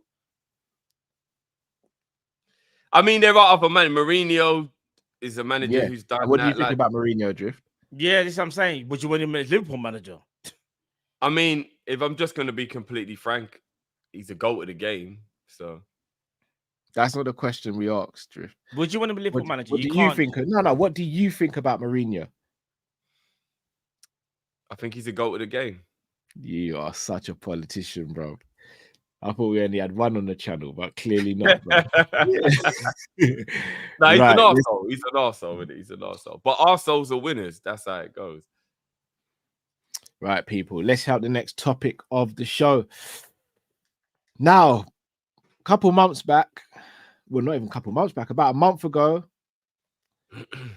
I was in a happy place because I thought we were getting a player that was going to break the Callum curse, as you guys like to call it, in Zubimendi. I'm going to say something here that's probably going to surprise a lot of people. We've been relinked with him, and talk is that we're going to move for him in January because he's not too happy at Sociedad. There's reports coming out saying how, you know, he's still there. He hasn't been given what he wants, and they're 12th in the league and things and all this. I think he's a fantastic player. I don't think I want him at Liverpool now. Was Zubimendi? Yeah, I was not ready for that. Nothing to do with the quality of the player. Can I ask why? You mentioned Virgil's situation similar to the Zubimendi situation, guys. Shall I tell you what's extremely different with it, though? Virgil always wanted to come to Liverpool. We just mess things up behind the scenes. I don't get that same feeling from Zubimendi. And I'm not going as far as what you say, Drift, in sense of I only want players who want to play for the club. I believe sometimes you've got to fight for a player. Like if there's two clubs going in for a player, for me, sometimes you've got to fight for that player and let it be known. My issue with Zubimendi, he wouldn't be coming to Liverpool because he wants to come to Liverpool for playing for Liverpool. He wants to come to Liverpool because he wants to now leave Real Sociedad because of broken promises. Those are two very different things for me. I never, ever had a problem with Zubimendi turning us down to stay with Sociedad because I get it. We have a Steven Gerrard that we've grown up watching. We've seen someone do this. We've seen Gerrard reject Chelsea, Real Madrid, Inter Milan, all these Barcelona. We've seen him reject some of the biggest clubs in the time because he loved Liverpool Football Club. I'm sure Carragher did the same. Scholes did it for Man United. Players have done it throughout the course of flipping Matt Letizia. All these players have done it over the course of time. Never have a problem with that. I don't think he ever disrespected us. I don't think he's ever treated us in a certain way. But I don't want him to come to the club if he's leaving because of an emotional decision. I have no issue with him staying at Real Sociedad. I think he's a phenomenal player. I really rate him highly. All right. But I'd rather go and get someone else who I don't have those doubts about. Plus, is he going to adjust? Because is he going to have the mentality to adjust to not just the league, not just a new team, but a new country? I don't know. Here's my thing regarding Zubimendi, yeah? I understand we kind of messed up that deal, but you have to remember he wanted to go to Liverpool, hence why we was in negotiations and we personal terms and stuff. What it was is that the club kind of stuck it on him and putting on his heartstrings because he's the local boy and he's come through the academy, and rightly so. I get what they would. Any club would try and do that. him staying, obviously, is going to be like the sour part, like I guess, where it's like sour grapes on our side because we wanted to get the player kind of like at any cost, so to speak. But here's the problem, though. It's like in the DM spot, like we're saying, Kyle, there's not many like needle movers, and No, I agree. and I wouldn't say like he's the best DM in the world because he's not, or even the third, maybe, or the fourth, but he probably is a highly, if he's not world class, like how we say, He's not world class yet. no, but this is what I was gonna say. So I would say he's international class. Yeah. And if you're international class and you join Liverpool, there's a very, very big chance we turn you into world class. We'll do that with a lot of these players. Some of them are wonder kids. Gravenberch is a wonder kid that now people are starting to realize how good he is. Because at Ajax, he was a wonder kid. Went to Bayern, he didn't really like settle at Bayern. And now people are remembering what he's about and how important he can be as a player. But bro, I do feel like not many Zubimendis do fall on the market. And I would take him back, but obviously we'd have to have insurances that, like, you know, he feels like, you know, he made a mistake, or because I don't think the club are going to go back, if I'm being honest, if they feel like this could all happen again. They would have to be dead certain that this would be a yes. And the thing is, you don't want to be made a mockery again. And the thing is, it's all about, like, we look at around us like rivals and stuff, but we shouldn't be worrying about anybody else. Because I'll be real, Cal. Even I've said to Drift many a times, oh, I'm worried. You like, lot in the chat made me sick, by the way. You lot in the chat made me No, it's never getting mad. they asked, but even like Drift, remember me saying to you, like, oh, like if he when he was originally going to join in the summer, yeah, and we were like, oh, look how long it's taken to convince him. Like, we were like, but what happens if he doesn't even settle Liverpool and within 6 months he wants to go back to Spain? He could be that type of player. Yeah, I said I don't want no homesick ninjas at my club, bro. So, like, it is a tough one. Put that way, if there's other alternatives out there, which I think there are, that Liverpool should be able to find, then I think you kind of do move on. I don't know, like, from what I'm hearing, a lot of the reports have said though is that that door isn't fully closed on Zubimendi, and just don't be surprised in January. I don't know. Some of you lot in the comments are absolute bastards. I'm not gonna lie. Cal's getting butchered still. He is. I know. I don't even know how I'm getting cooked for this segment. I don't even know how I'm getting cooked. Someone said there's no wonder Cal's beard is patchy, you know. Like, that is insane. Where's that come from? Man just went to the beard, fam. No, people are saying that Cal saying he don't want him is basically just like saying, here we go, you know. Or there we land. Nah, bro, it's mad. It's mad. You know what? Do you see where I'm coming from, though, right? Yeah. I think I'm split down the middle. I think I understand that the guy is absolute quality, and I would be over the moon for him to be a Liverpool player. But I totally get where you're coming from, Cal. That, like, it just feels weird, and it feels like he is kind of like. But then Matt did make a good point. He was on it at first, but then he changed his mind. Do you know what it is? I would need to know why he changed his mind, and I'll never be able to know. So that's how I'm never going to really be able to make a full decision on it. I would need to know why he changed his mind. If he changed his mind for reasons that are understandable, I'd be cool. If he changed his mind for reasons that sound stupid, I'd be like, he's just one of them guys. No, I don't really want him. So I'm never going to know that, innit? So it's a tough one. I just know that Zubimendi, all right, I'm going to say something. You lot are probably going to think this is wild, but I'm just being honest. I rate Zubimendi. He is a bad boy. But I think our excitement was predicated on the fact that we've gone 3 Christmases without presents, and we realized this Christmas we're getting a present. I don't think it was because we actually believe he's as good as what, like, the excitement that we were having. Oh, no, for me, that's not the case, Drift. For me, that's not. I can't speak for everyone else. For me, that kind of is the case. I think he's a bad. I was speaking about Zubi during the season, though. So no, I know, but I think a majority of the fan base was like, we're being starved. Oh shit! Don't lie, we're going for that. And even though he's an 8 out of 10, 2022, he's an 8 out of 10. But we were acting like he was a 10 out of 10. That's what I think. But he's not a 10 out of 10. He's an 8 out of 10. And you can do better than Zubimendi. You can. All right, so here's my I hear thing that. with the Zubimendi thing as well, and maybe I'm I getting don't ahead have of any myself. names, by the way. But he's cold, fam. He is good. He is good. No, That's bro. why if he signed for Liverpool, I'm gonna be happy. I'm not gonna act like I won't be happy if he signed for Liverpool. Drift. He's cold. You know, so mad. I didn't realize. Like I knew he was press resistant. No, Zubimendi press resistant, bro. He's Bro, a good the way player, he's man. He's a good bro, player. he's doing exactly what Gambash is doing. Say like it's phase one of their build up or whatever. He's running towards the ball, bro. The man's just doing this the whole time. This is And a he's very good point. and You he's know? An 8 out of calculating. 10, a Yeah, big go. club can turn into a 10. That's a very good point. This is what I'm saying because That's a very good point. He's international class, like I said before. He can become a world class player, bro. He is cold, bro. Can I ask a question? Sorry, yeah. man. Go on. No, I was just gonna say the whole loyalty thing, though, is where, or the settling in is where my only issue would be. Not about his quality and whether he'll even adapt. I think he can adapt. I think he's more robust than what people realize. People are forgetting, even they got that little sample size in the Euros. He was physical against England, you know. It's not like he's just one of them guys when he's on the ball, he just does his thing. No, bro. Zubimendi can get stuck in.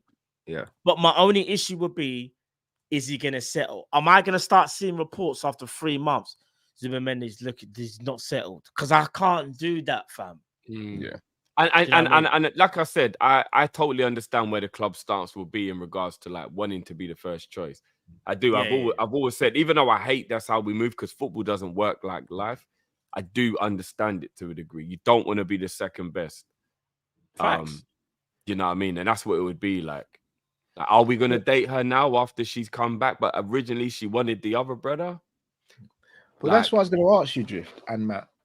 Do we almost have to set a little bit of a precedent here and go, look, we came knocking for Zubimendi. No hard feelings, but you said no. We're not going to come back in for you. We're going to go to the next person. Could say again? Go on about your business. No, I'm not saying it down. I'm saying it in the sense of, do you go, I'm setting a precedent here, and this is for the footballing world. If Liverpool come in for you and you say no, we're moving on. We're going to get someone else. We're not relying on you per se. Do we have to now do that so that it makes people go, when Liverpool do come in for you now, you go, I can't just make a snap decision because this might be my only chance. Let me really think about this. Yeah. Because you can't be the guy who's going to call for the 8th time going, no, seriously, this is the last time I'm going to call. Like, can I take you out? Facts. Yeah. She'll be like, right, you've called me 8 times. Ninja, I know you're going to call me 9. Yeah. Like, get off my phone. You know what I mean? Like, yeah, you can't be that. It has to be like, boom. But then again, we say that, but if it was somebody like Bellingham, we probably would be like, yo, I don't really care how long it takes. As long as he becomes a Liverpool player, innit? Mbappe rejected Real Madrid first. Do you get what I'm trying to say? And then they still signed him. And I know, I get it. We can all laugh and say, yes, he didn't start amazing. And I know he scored 2 goals over there. But I still feel like... Oh, did he score 2? Did he score 2 yesterday? Yeah, he scored 2 yesterday. Yeah, big up to those that joined on the watch along. But my whole point is this. They kind of know for the next how many years they're going to have a bad boy. Whether it started good or not. Do you know what I mean? And it's whether Liverpool actually think this guy is worth it. If they think he's worth it, I think they will do it. If they don't think he's worth it, like this all exceptional player who a lot of us think he is, then I don't think they'll do it. That's the honest truth. I don't think they will, bro. Do you know what I mean? So, raw, that is mad. That freaked me out for a minute. I was like, why is there 2 cows, bro? And they're doing the exact same pose. That was some real Professor X, like, clone shit right there. Bro, they were doing the exact same pose. Yeah, they actually were. That was mad. Bro, that was mad, bro. Just so I know that you're not a robot, Cal, what is your firstborn's name? I just need to know you're not a robot right now. We got to ask him a deeper question. Who's your favorite Liverpool player of all time? That's what we'll really know. Bro. No, that's in the AI will know that. You can't ask that. AI will know that. No, not necessarily. Not necessarily. Like what's your mother's maiden name? AI won't know that. If AI is smart, AI is smart. I don't know the AI is smart, bro. Actually, yeah, for real. Like, where did you first meet your wife? AI won't know that. No, the AI will just say something like Anfield. Bro, you know what the AI is like. You're like, what? How'd you know that, bro? Bro, I'm telling you, man. AI is crazy. That was wild, though. That was wild. So can I ask you then, guys? I'll ask you guys straight. The Should we shade go towards you lot gotta stop shading Cal today. Nah, it's this actually is mad. crazy. I didn't even hear. What was the last The one? AI, should I say what it is? Go on.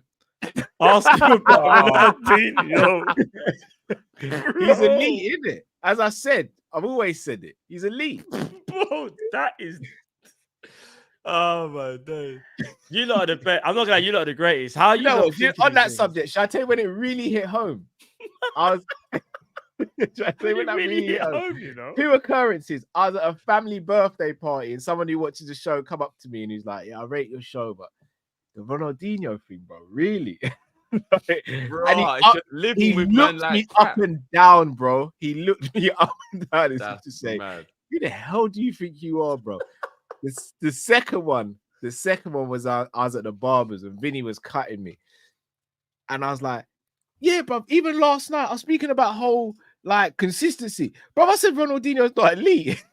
He stopped cutting my hair and switched off the thing. He says, "Why would you say that? Why would you go and say?" They got beat. That's And you exactly know how what he's we like say it. as well, man. Yeah. We don't mess Bro, up. you're lucky that you didn't go from cutting your hair to cutting your throat, bro. He's just like, "Why would you say that?" And Rich was just like, "You're better than that. You're better than that." That's exactly what Rich says. You're better than that, though. He's like, "You're better, You're than that. You're better than that." But Vinny I'm didn't not gonna talk lie. to me. I reckon that day you had a Magnum. That's very uncow-like. That's a howler of Bro, howlers. I was arguing with him for so long. I can't Yeah, that was remember a howler of howlers, bro. No, That's shall I probably tell you your what it worst was? take ever. I was using my own theory to dress down something, but I wasn't realizing that every theory there's an exception, and he's the exception. This is what I'm saying. Yeah, there's like it's like R9, isn't it? Like a lot of people will say R9 is amazing, but he might not be in there. If you saw him, for some people, it's like, how can you not put him in top 3 of all time? Like, how can you not?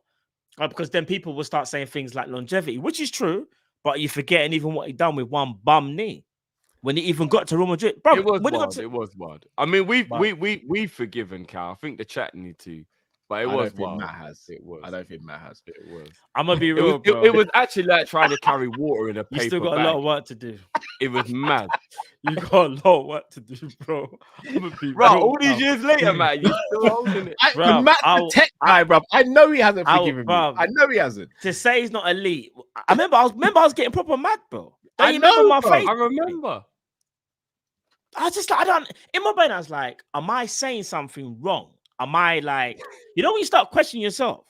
I'm like, I don't even know if you I remember. think I might have looked at Drift one time and gone, have I said something wrong? This is when I knew you were upset, bro. This one, you might not remember. You see when the stream ended, and obviously we're in the backstage bit. You went. This is what you said.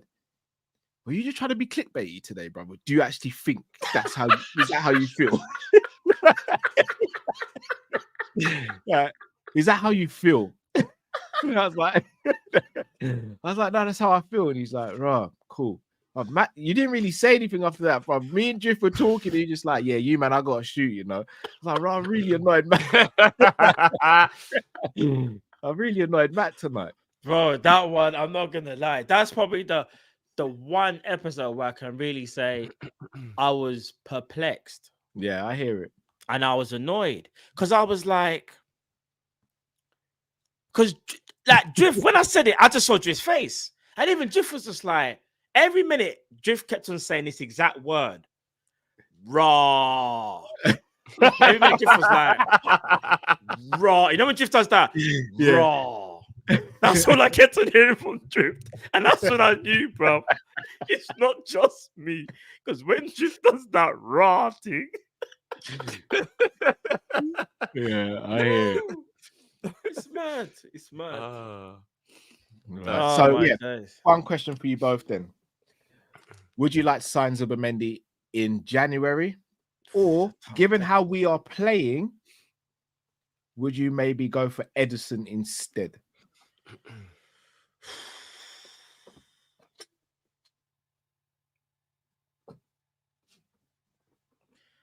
I think Edison might work more from a defensive point of view, but I think Zubimendi would work more from a controlled point of view. Facts. I'll even So pick your poison kind of thing, I guess. I'll even throw in Alan Varela in there as well. Jade Activist, you're lying, bro. I've never said that. Such a troll. Jay is such a troll. Bro, there are new people here, bro. They all think I actually said that, Jay. Take that back, Crazy. Do you know what's mad, Matt? Let me ask you this based on what you said about Varela. Because you know the rumors are that they actually said to us, look, if you give us 80, you can have him because it's this late in the window. Yeah. Would you have been okay with Liverpool paying 80 for Varela? Nah, it don't make sense. Even though I rate the player, you still can't, because if we would have paid that, bro, that's an extraordinary amount of money for someone who I think is good, but again, I would have rather he's not 80 million good though. Nah, he's not. Yeah, he's not, bro. Like Zubimendi's not 80 million. So why are we paying this for someone who we think is our second choice? And they are different, but again, 80 mils. So of the two, would you rather Zubimendi of Zubimendi and Varela? Would you rather Zubimendi? If Zubimendi gave us the assurances, Zubimendi, bro. I've seen what Sociedad have been doing, and they've been very, very poor, yeah. But like, bro, the way he would fit our system, I don't think you understand. He would take us to the next level, you know, because what he would do, and Cal will like this. What I'm about to say, yeah. Pause.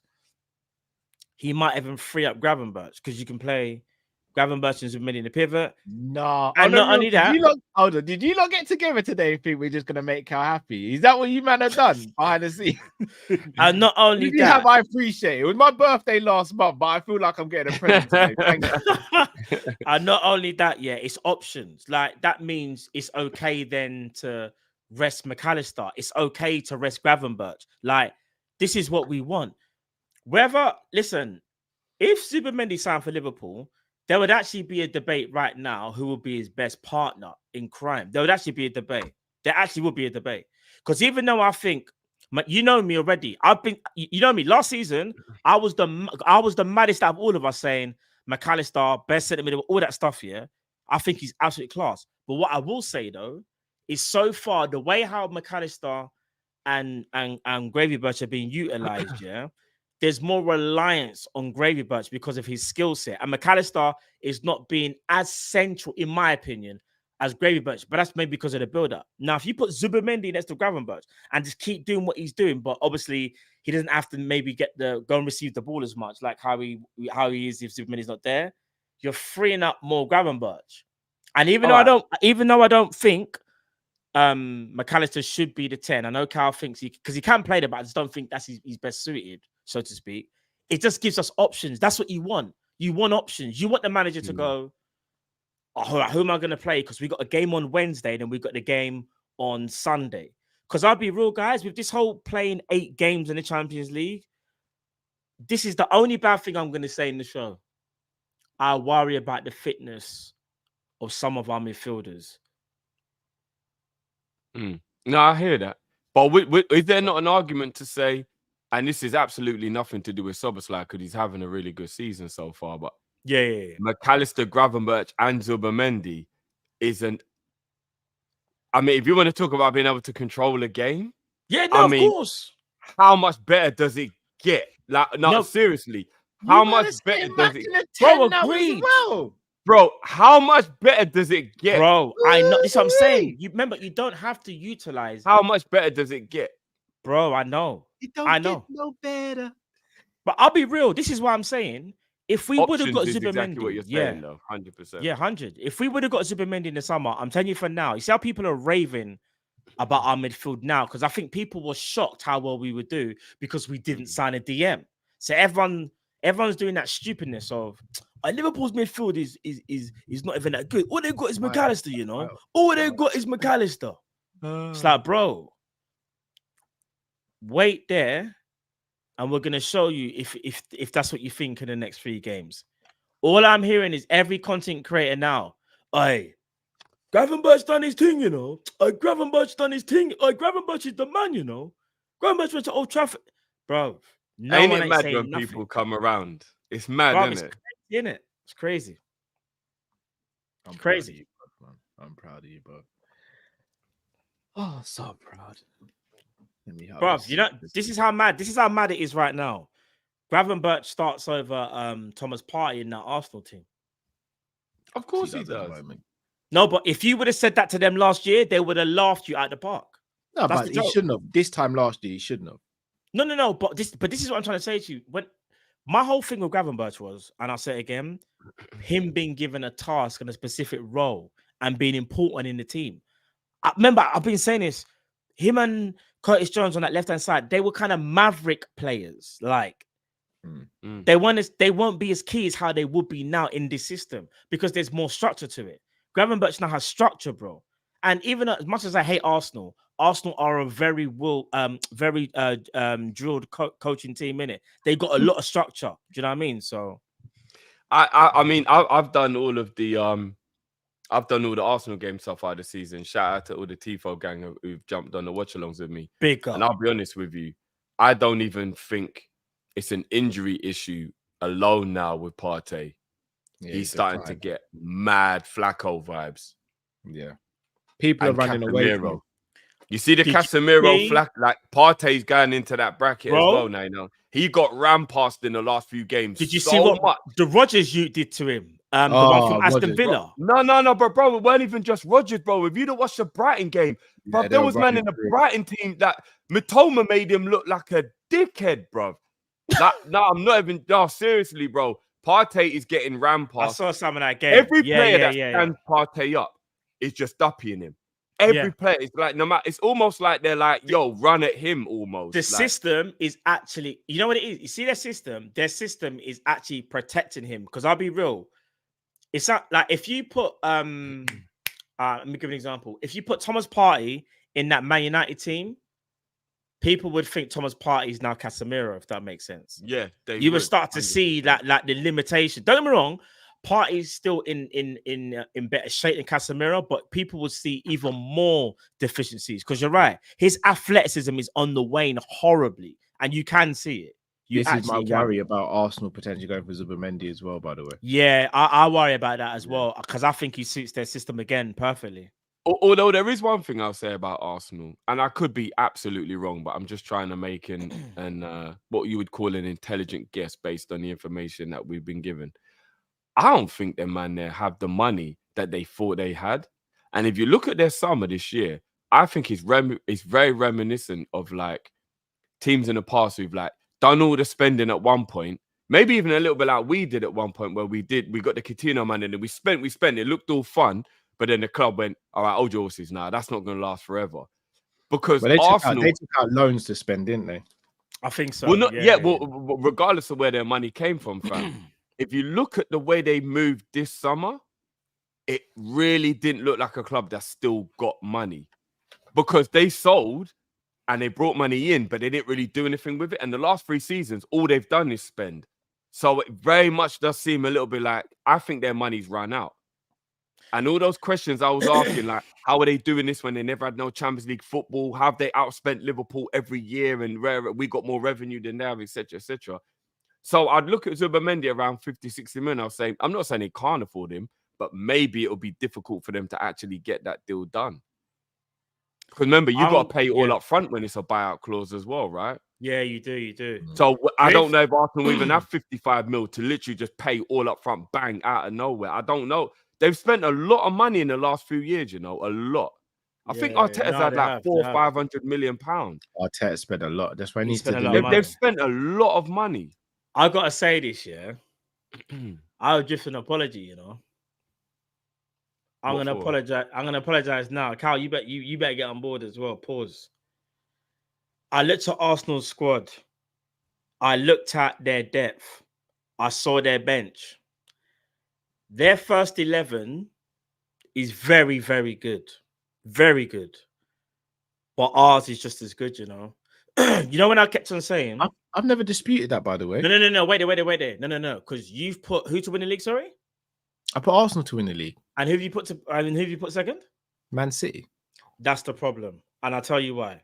In my opinion, Man City are the only team, in my opinion, right now that I think can really beat us. I don't think Arsenal can beat us. And I know it's only 3 games, but here what I'm about to say. It's the depth. They brought in a Sterling, a Calafiori, and the Moreno. He's out right, for 2 months. He's out for 2 months, right? Calafiori will kind of do at left back, and I think he would do well.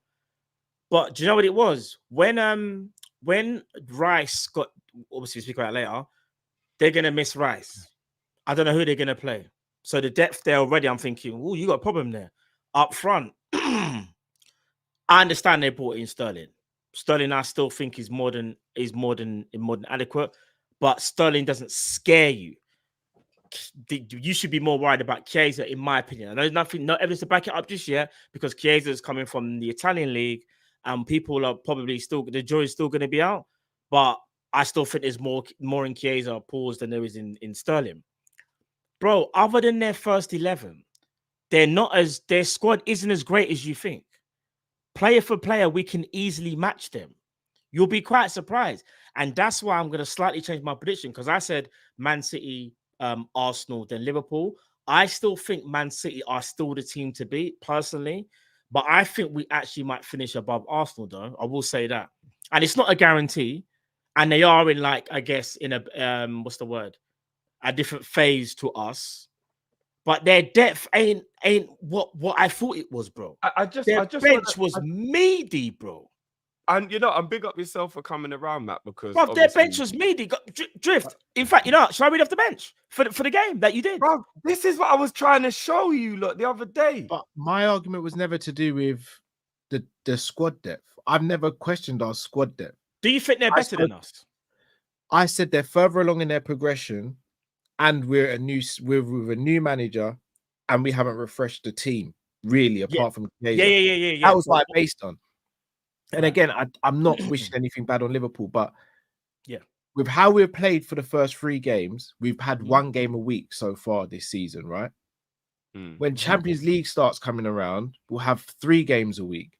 We can't play Grav and Mac and all these players every single game and every single minute. Then we'll start rotating. I don't know if I can trust Jones yet. I don't know if I can trust Endo yet. Because those are our backups in midfield. With all due respect. They pay Odegaard 99 times out of 100. They pay Rice 99 times out of 100. This is my argument. What I'm about to say to you, let me read off the players are more robust though. At the moment, as of right now.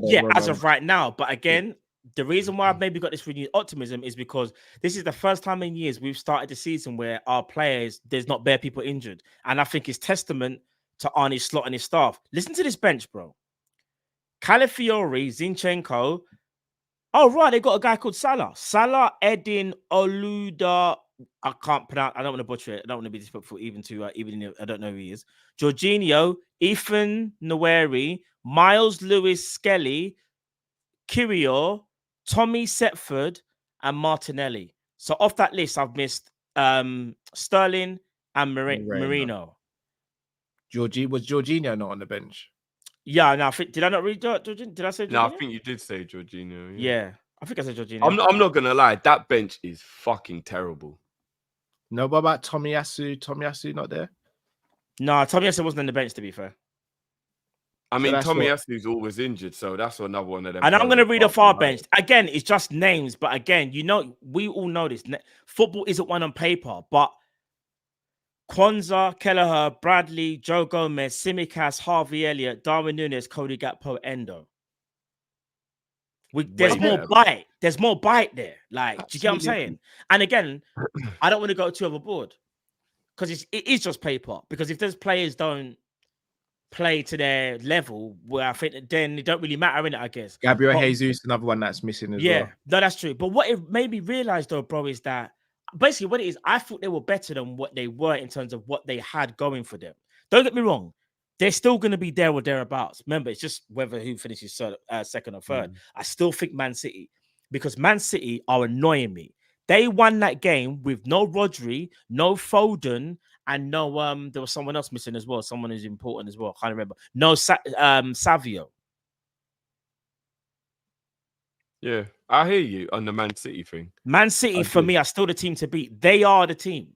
And they're kind of cruising. And again, they haven't really played anyone crazy, but No, West Ham away was a big win. Still, that was a big Very win. big win. Yeah, that was a big win. that's true. That's true. I mean, like I said, I don't think Arsenal are going to fall away or anything. You're right; they'll definitely be there. Oh, one last thing.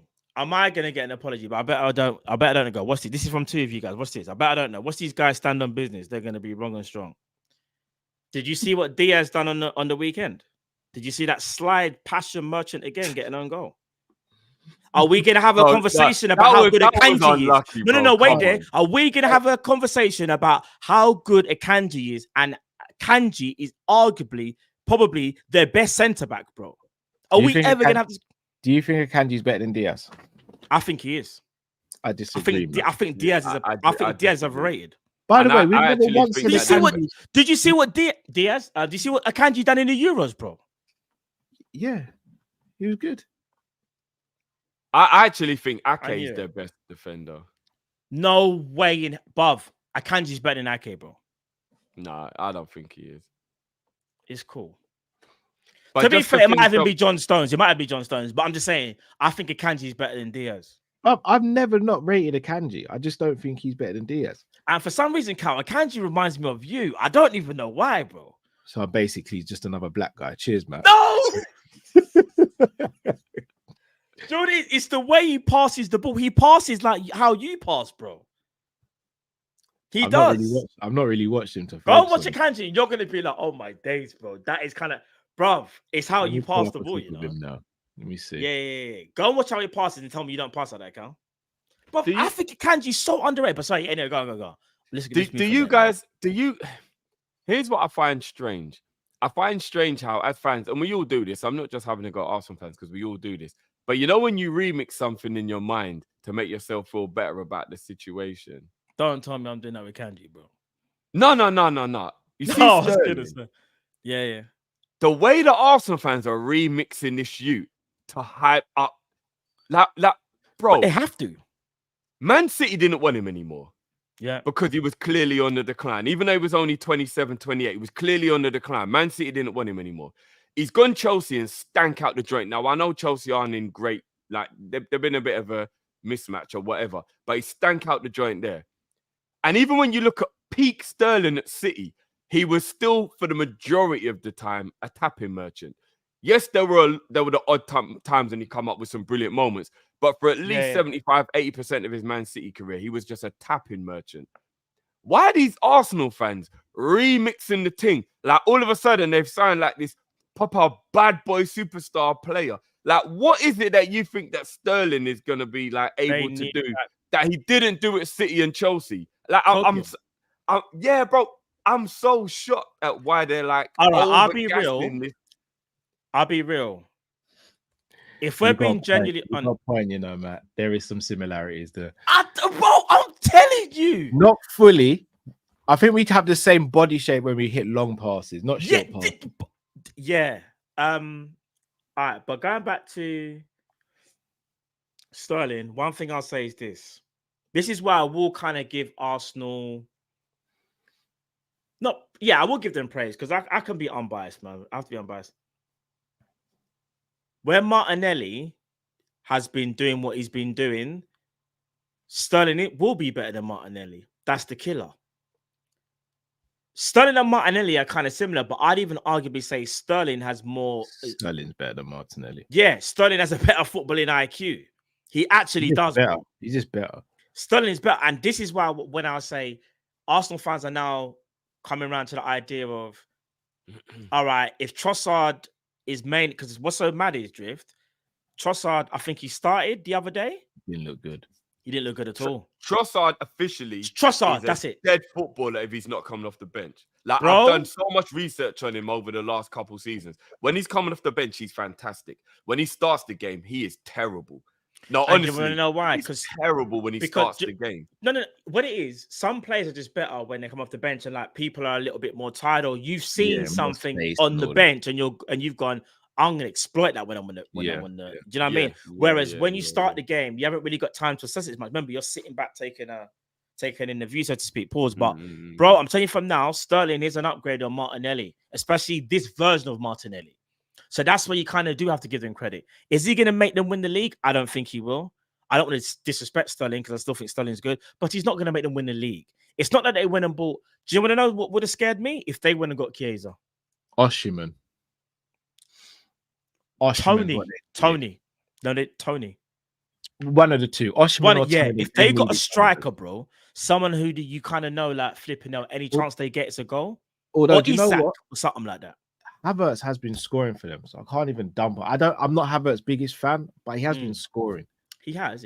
Nah, bruv, long live Havertz up front. Long live Havertz up front. No, I know I agree with you, but I can't sit here and say he's being trash for them up front. 'Cause he is Arsenal, scoring goals. after spending 65 million on him, They're are making the same mistake Chelsea made for 2-3 seasons, thinking they can play this guy as a striker, and he'll have moments, but He will I'm have telling moments. you ain't He's winning the league with Havertz as your striker, not in my opinion. I don't believe so either. I don't believe. I so. think the only team that could win the league with Havertz as striker is City. Yeah. Staying Yeah. on Arsenal though, in that game that you covered on Tifo Drift, Declan Rice got sent off. Mad. So, all right, maybe I'm in the minority here. I think it was a correct decision. The issue I have with it is that João Pedro, before that during the game, kicked the ball down the line, didn't get a yellow card. All right. For me, I'm gonna sound like a hater right now. I am. You are but gonna I'm, be a but hater. I'm- But you are a hater, so it's cool though. But I'm just no. I terms of hate them. I'm Arsenal. not a hater. Big difference. Oh yeah. That's true. All right. So here's what I say. I get the logic behind their argument, but I find it very weird that people are trying to compare a man like running, trying to chase the ball and keep it in, and then like kicking it out of frustration that he wasn't able to keep it in, the same as a player going to take a quick free kick and somebody cheekily kicking it away so they can't do it. They're not the same. It sounds like kicking away is the same. They're both yellows though. They are both yellows though, Drift. Yeah, but I think it's reaching to compare them. Like if there was an Arsenal player running with Pedro and he went to like get the ball to quickly throw it back into play to do like another move and then he kicked it away, I would have got it. But he's chasing the ball by himself and he just kicked it out of frustration that he couldn't get there before it went off. That's not the same as Rice trying to kick the ball away before you take a quick free kick. Do you get what I mean? Like they're not.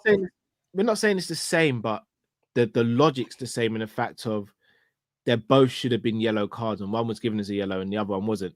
What happened yesterday in the game against Man United? Kobe Mino, bro. Remember? Kobe Mino. The first one on grab should have been a yellow. What did you and Matt say? No, Matt said it first. He's now got 2 chances to make a tackle. Drift, you said he's gonna go and do something stupid, and we're gonna sit here and go, he should have been sent off. What did he do a couple of seconds later? Got a yellow card, which would have been a second yellow card. Man United would have been down to 10 men. We could have really ran riot. If João Pedro got that yellow card, who's to say João Pedro's game doesn't change as well? João Pedro is a very physical, he's an excellent striker, very physical though, and gets stuck in. He might change his view on it. I tell you who that affected yesterday. Xerxes got a yellow card very early for doing what? Pulling Mo's shirt. Do you see how he changed his game? He couldn't start getting stuck in. He used to pulling out tackles because he knew anything else I do here, I'm going to get sent off. It's the consistency drift. That for me is has always been I get it. I get it. But what I'm saying is, I just think there's a massive difference between a player kicking the ball back onto the pitch in frustration that he couldn't keep it on, and no Arsenal player around him whatsoever. And remember, there's balls that are situated along the thing. So if somebody wants to pick it up and take a throw in, obviously, like once the keeper just kicks it out of play, you can. There's a massive difference between being annoyed that wasn't given, which is that you can understand why the ref thought, I'll leave that, more so than a player who's literally trying to stop a player after committing a foul from being able to take a quick free kick. And he was already on a yellow. That's the difference. João Pedro wasn't on a yellow. Rice is on a yellow. Why are you doing that when you're on a yellow already? Like, you're supposed to be more cautious when you're on a yellow. And Rice did it knowing he was on a yellow. Do you get what I mean? The referee, he gave the referee a chance to send him off, and you shouldn't do if you're on a yellow card. So I get that. 100%. The thing is, the whole incident was a bit. Here's the thing: Rice knew what he was doing. He's not stupid. He knows what he's doing. He's trying to start the game. But the thing is, but I also feel like the player I know the player was aiming for the ball and he missed, but the player's also smart enough to know that. I don't know. I still felt like he didn't have to hit Rice like that, so to speak. I don't know. I think it was probably a second yellow. I've watched it back. It's a bit harsh, was though. already in It's a bit motion harsh, I will before say Rice that. kicked it. I think it would have been Bit quite harsh. difficult to. Don't get me wrong. I reckon he still kept the momentum going, as in to stick it on him. But because he'd already swung to get the ball before Rice did it, I still think it's difficult to say that like he kicked Rice on purpose. Because all the Arsenal fans are saying he kicked Rice on purpose. It's like, I mean, Well, Rice stood there, bro. What was Veltman meant to do? I don't know. Bruv, I'm not being funny. Veltman's looking at the ball. He's looked up and gone, right, I'm going to launch this now because I see something. And Rice has stepped across and done a cheeky little kick away. I mean, it's the game, isn't it? Yeah. It is a second yellow. That's the thing. It is a second yellow. But again, it's consistency because of the João Pedro incident. Like, you just want things to be consistent. Yeah. So even if João Pedro doesn't get sent off, because he wouldn't have, it just would have been a yellow. Like you say, Kai, he might have changed his approach and maybe would have changed what he was doing. However, that didn't happen. And it's like, bro, the guy really booted it like how many yards? And then like we got to be consistent with the refereeing because we know if that's us, we're gonna be hit, we're gonna be going mad. And we've had our fair share of blunders when it comes to these damn flipping officials, bro. Let's not go back to that freaking Tottenham game last year. Yeah. So yeah, that's why I said to some of my Arsenal friends, I said, boo-hoo, man.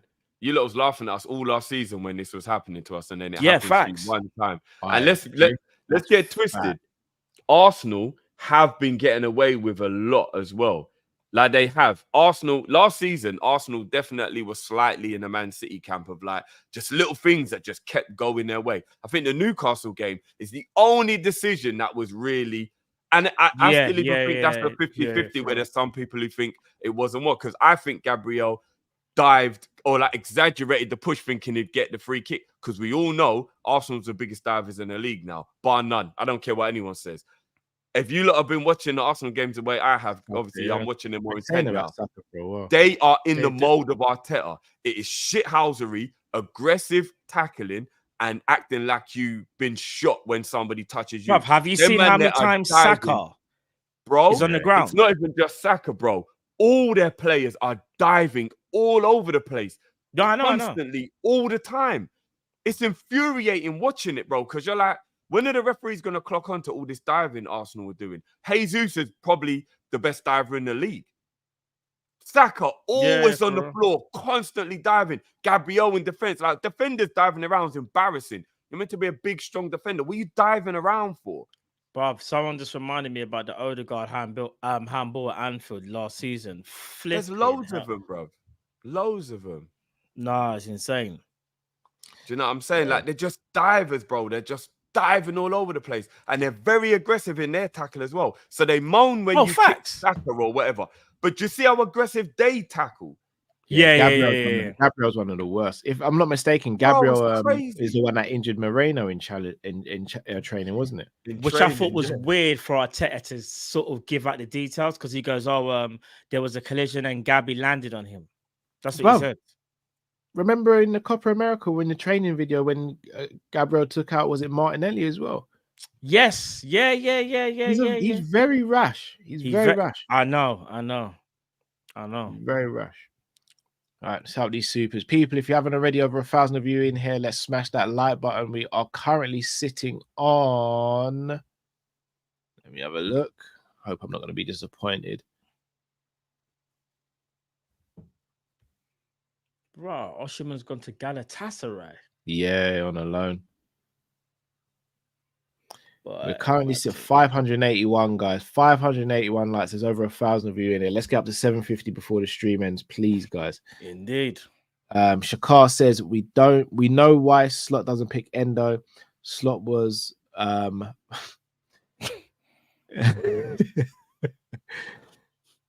yeah, I can't read the second bit. Shakar, you can't read that bit still, but big up Shakar. Kai's TV says eras come to an end. He said ended himself to run. That's his facts. He really has. Doing too much Michael talking, Anderson, bless up G's.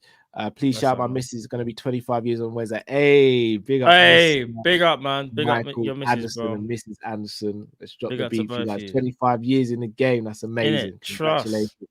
Here's to another 25. Congratulations, guys.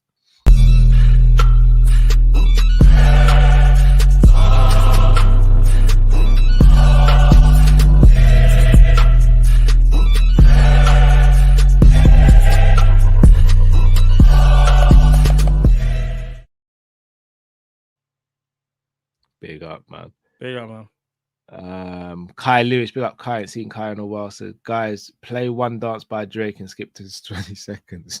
I'm gonna do that in a minute. We can't play it on stream, by the way. Yeah, I was We gonna can't. say, yeah. We have to do it with here still. You know big what up bit Uncle- it is? No. It's No? the bit What? where Jay goes, OT, OT, we never get love when we go OT. Oh, it's that bit. I wish you never said that, no, because also I don't know what it is. But no, that's jokes still. Man said OT. Nah. Big up Uncle Rods. Go and subscribe to Uncle Rods' channel. Says Martinez, he's the worst butcher since Fred Elliott in Corrie. Man said And big up Corrie. Kopish. Mo Trafford, Mr. Stewart. Big up Uncle Rods. Hey, big up Uncle Rods, man. I said Corrie, you know. R. Thompson 94 says, looking at the subs bench from last match got me thinking, who are we taking out to fit Chiesa and Jones in? No one at the moment. I'll have to double check. Oh, off the bench or the first 11? I think the person means like on the bench who takes on the bench. Okay. Ooh. All right. Looking at the bench now, if it's Chiesa and Jones, I read out the names, Cal, just quickly. So Kwanzaa, Kelleher, Bradley, Gomez, Simicas, Elliott, Nunes, Gakpo, Endo. I think Endo is one of the spots, you know. I think Endo for Curtis Jones, personally. Yeah. And for Chiesa, I'd go Kwanzaa. Joe Gomez can play left back and centre back. Conor Bradley covers right back. Yeah, it's either Kwanzaa or Gomez. It's either Kwanzaa. That's or a Gomez. mad conversation to have. Imagine that. It's one of those two because Kwanzaa covers centre back. So if you're going to go Kwanzaa, then you keep Bradley on the bench and Gomez sits out. Or if you're going to go Gomez, you got Gomez and Bradley. Gomez covers left back. No, someone's saying Allier, no chances, Elliott. People are saying Simicas. No. Do you not think that it should be that there should kind of be? I mean, we ain't got Klopp around anymore to make this a thing because he's good at getting things done. Just extend it to 10 subs, you know. We should make it like international rules where like the whole squad's just allowed on the bench. I think it's really old-fashioned to tell you've got to pick who's on the bench. Yeah, same here. It doesn't make it's never made sense to me. What's the point in there being a squad if you're not allowed to just bring the squad? Even if you're even if you're only allowed to utilize the 5 subs, for example, but you can name as many. Do you know what I mean? Yeah. I think the whole squad should be allowed on there. You know what I mean? Like it's really weird. Red Indian says Zuba family said that they don't want to leave Spain. Maybe his family understood now that he has a short career, so they agreed. And Arna Paul has Paul. I think that's dangerous still, though. Red Indian, it's very dangerous still because all it takes is like a couple of weeks of his wife thinking or his kids thinking, actually, nah, this wasn't a good idea, Dad. And then we get the January transfer rumors. Man wants to go home already. Do you know what I mean? It's like, it is and we spend all that money on him. And look, let's be real. As much as we all love football, family first always. Like First always. But you need to know that they're going to be settled. If not, you're not going to be settled.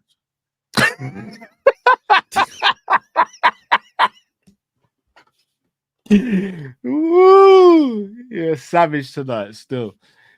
No, I'm going to be honest. I'm just going to tell wifey, like, babe, like it's Liverpool, it's Real Madrid. Like, if it was a club that it's just like, no, babe, like you just got to deal with it. We're going for a couple of years, like Real Madrid or like you know them big clubs. You're like, babe, like I hear that, but you say that no. But you say that now, but because you're not in it, it's hard to explain. But let's say, it is Real Madrid or Liverpool, but like you know that she's not settled. You might do the whole as things that are like, all right, then if you want to go back or whatever, but you know that then like that part of your outside. Remember, you only play football for 90 minutes. 90 minutes. I know you do training every day. No, you're at work every day though. You're at work. Yeah. I know like you do the training to the guys, but well, then she can stay with the family and then you just travel them. But like the opportunity that you see, you sometimes then there's just that big opportunity that's like I understand. I might be really miss out on this opportunity. I understand. I might be really immature. Yeah, but I'm gonna be real with you. The thought of me living in a different country to my kids, bro, it's mad, isn't it? That could never happen. Still, like I don't know if I could do it, bro. That's fair enough. And no disrespect to anyone who does do it, by the way. I'm not saying yeah, of course, because people do it all the time. Yeah, I just saying I don't know if I could do in it. another countries, one like to be separated. Like say, like you play, say you play for Liverpool and your kids are still in London. That's one thing in it, but another country is different. Did you get even that? And that will be tough as well. Do you get what I mean? I hear what you lot are saying, but and especially when it's somewhere that's really close. Like I think Spain's 2.5 hours flight, something like that. Like it's really close. You're a multi-millionaire. Like they can come and go as they please. Like I'm just saying. I'm not even saying it from like a taking a piss. Like I love my missus, and I will always put her feelings into the equation, always in whatever. But I would just sit her down and be like, babe, I can't miss this opportunity. Like. That this big club, look how much I'm going to be paid. Look how much it's going to do for my career. Like it's the kids as well. I can't miss this opportunity. You got to factor in like kids. You said, my career is only like 10, 12 years long. So I'm going to spend the rest of my career, the rest of my life, after that, regretting it possibly that I didn't do this move in this short window I have of a career. Do you get what I mean? Like, yeah, but I don't bro, know, there's another. But the problem is there's another aspect, though. Yeah, there's another aspect. Let's say, for example, you're living out your best dreams, playing for, let's say, like Real Madrid or whatever, and say your kids and your wife are in another country. They're really unhappy that there's a massive separation. You might just go, well, I'm only going to be there for 5 years. But that 5 years might be enough to cause a lot of damage to your family. So even though the football's all great, football's all blessed. I mean, I hear that. That's what I'm saying. You've also got to think of the other aspect of what it could potentially do. Remember, this is me thinking of the worst case scenario. Doesn't always happen, innit? So it's like you got to weigh up your pros and cons. I totally understand where you're coming from, but I just think there's certain scenarios where like I said, like because you've married a footballer, like if we're talking about normal regular people, I just have to shut my mouth. If the missus says she don't want to go, then I'm staying put. But if you're a footballer, you're kind of marrying it. Do you know, it's like marrying a boxer and then being angry he comes home hurt. But you knew you married a boxer, he's gonna get hurt. If you marry a footballer, he's gonna move club, or there's a massive possibility he's gonna move club. Not necessarily, bro, because Zubimendi, bro, look how loyal he is, bro. He could have said to her, look, I love this club. I'm going nowhere. Bro, Gerrard did the same thing, bro. There's a big difference because Gerrard was already at the top. Like Real Sociedad ain't that club that you just stay at your whole life. No, when rarely, are you talking about when he and his missus got together? Or who? You just talk about Liverpool and Gerrard in general? No, I'm saying because Gerrard was at Liverpool, it's a lot easier to be a one club man. When you're at those smaller clubs, everyone knows eventually if your talent is as good, you're gonna move on. You got to do something for your career. No, but some people don't want to do that though. Yeah, you get the Letitiers every now and again, but come on, man, that's the outlier. Let's talk about the reality of the majority of football. 80-90% of footballers who play for small clubs at Sociedad have ambition if they're talented enough to win things and move to the big club. They're not small, fam. They're not small. Yeah, they're not small. Real Sociedad is like playing for who in England? Like a Crystal Palace or someone. No. They're not. Real Sociedad ain't big boys. They're not big boys. Sociedad play Champions League football, bro. Yeah, but they're not big boys. Everton Everton are big boys. They're just crap. Sociedad are in the Champions League, if I'm not mistaken. Yeah, but historically, Sociedad are not a big club. No, but they're bigger than Palace. They're not a big club, man. Aren't they part of the whole Basque thing as well? Have I got that wrong? They're not a big club. So you got Bilbao, Sociedad. Are they part of the Basque thing as well? So you don't think Real Sociedad are a big club? No, they're bigger than Palace. But they're just bigger than Palace. They're not a big club. Yeah, maybe I used the wrong example, but they're like that mid-table club that's just there. Do you know what I mean? Like they're They're just barely a like, mid-table who would you team. not say is just a mid-table Premier League A club? lot of that's people are just comparing always- them to Aston Villa. A lot of people are comparing them to Aston Villa. No, but Aston Villa's got mad history. They're not even an Aston Villa. No, but we're talking about them now, though. Right now. Yeah, but I'm just talking about the whole package of like everything around it. Historically, like everything, like Villarreal have been more relevant than Sociedad for the last decade or even longer. But Villarreal is still a small club. If you play for Villarreal, you're gonna have ambitions to move to a bigger club if you're a big player, right? I don't know. I'm just saying. I don't think it's black and white personally. No, like it I isn't said, it's black and other white. aspects. I don't know. I just find it mad that I don't know. But BW says Zubimendis don't grow on trees. John W. Henry.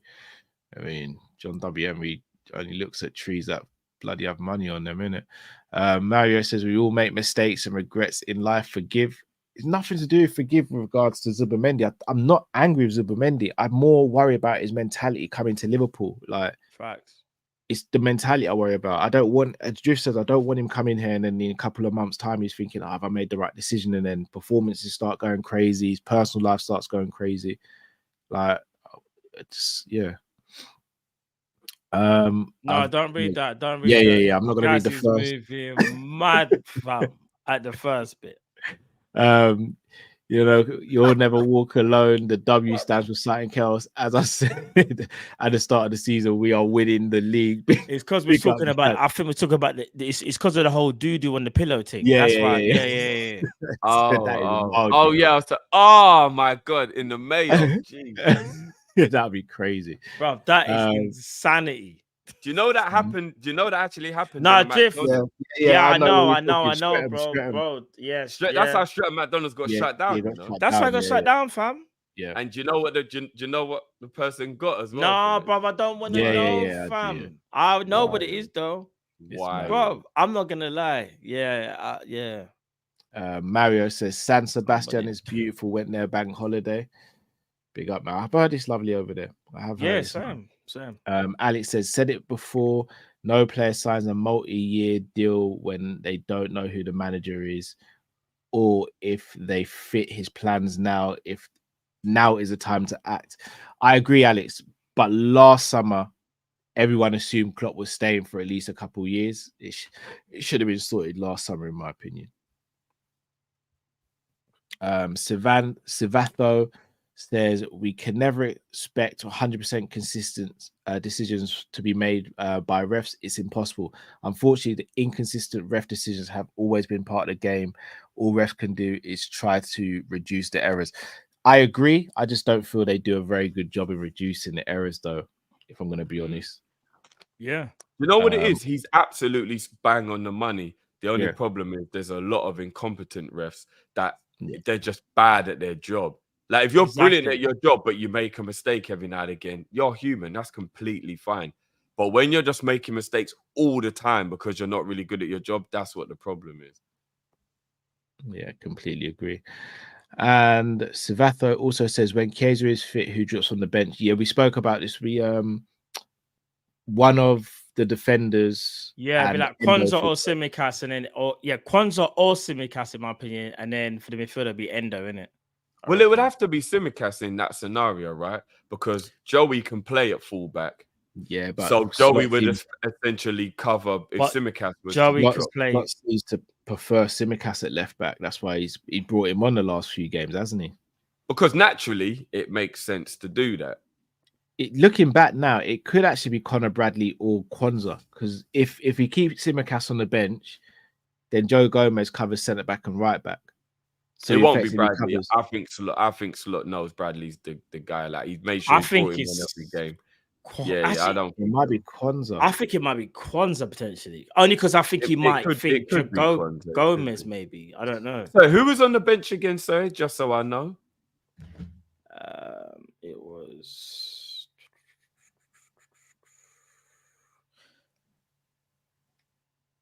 Who was it? Kwanzaa, Kelleher, Bradley, Gomez, Tsimikas, Elliott, Nunes, Gakpo, Endo. I got a feeling it could possibly be Gakpo or Nunes. No. Hearing you read that back, I think it could be one of them two that he drops out. Nah, because they're the only, like, obviously the attacking players on that bench. There's 3 in it: Elliot, Gakpo, and Nunes. I think he wants another one. And Why would he bring out a defensive player to bring in an attacking player? Because he might feel like he has enough defensive reinforcements already. Attackers, you know. I think it could be Gakpo or Nunes. Yeah, I actually do. You might be right. It's hard to. Yeah, you might be right. I think it would be. Be interesting. People, we have come to the end of the show. Before we sign off, if you haven't already, please hit that like button. We're sitting on 625. Let's aim to get that to 750 in the next hour. And if you're watching this on replay, let's definitely get to 1,000. Matt Drift, is there anything you'd like to say before we say bye to the people? Bless up as always, man. Big up, man. It's been a good show, fun show. Obviously, there's no game next weekend due to the international break, so do switch on the notification bell and also check out social media so you can find out when we're next going live and also what we're going to be doing on those shows. I've got an idea to pitch to the boys, so we'll see if they like the idea or not. If they don't, then I will never mention it again. If they do like it, then we might do the video. So we'll see how that goes. Straight after this, going live onto Monty's channel, so Big Six Band, so make sure you stay here for that. You'll be redirected. Guys, have you guys got anything coming up this week on TIFO or anything? Off the top of my head, let me look at my schedule right now. Actually. I can't remember if I was gonna do a game. What I would say, peeps, is double check on my Twitter and double check on my TIFO, because I know obviously the internationals, and I might do one of the games potentially. Stay tuned. I haven't decided just yet, but I'll let you guys know. Probably by tomorrow or something. Yeah. No. My next game, guys, on TIFO will be the England versus Finland game on Tuesday the 10th. So that'll be next week. So that'll be my next TIFO game. Cool. I'll be on a Sanderson show tomorrow night, I believe, with Luke Tanner for Combat Catch Up. So yes, people. You mean Conor McGregor? You on socials. Say that again, Conor. You mean Conor McGregor? Yeah. Oh yeah, Luke McGregor. And yeah, people, don't forget. People, don't forget to check out my video, Matix episode 1. It's out now on my channel. Link is in the description. Yeah, link is in the description. Go check that out, people. Nice little break on the Liverpool Man United game.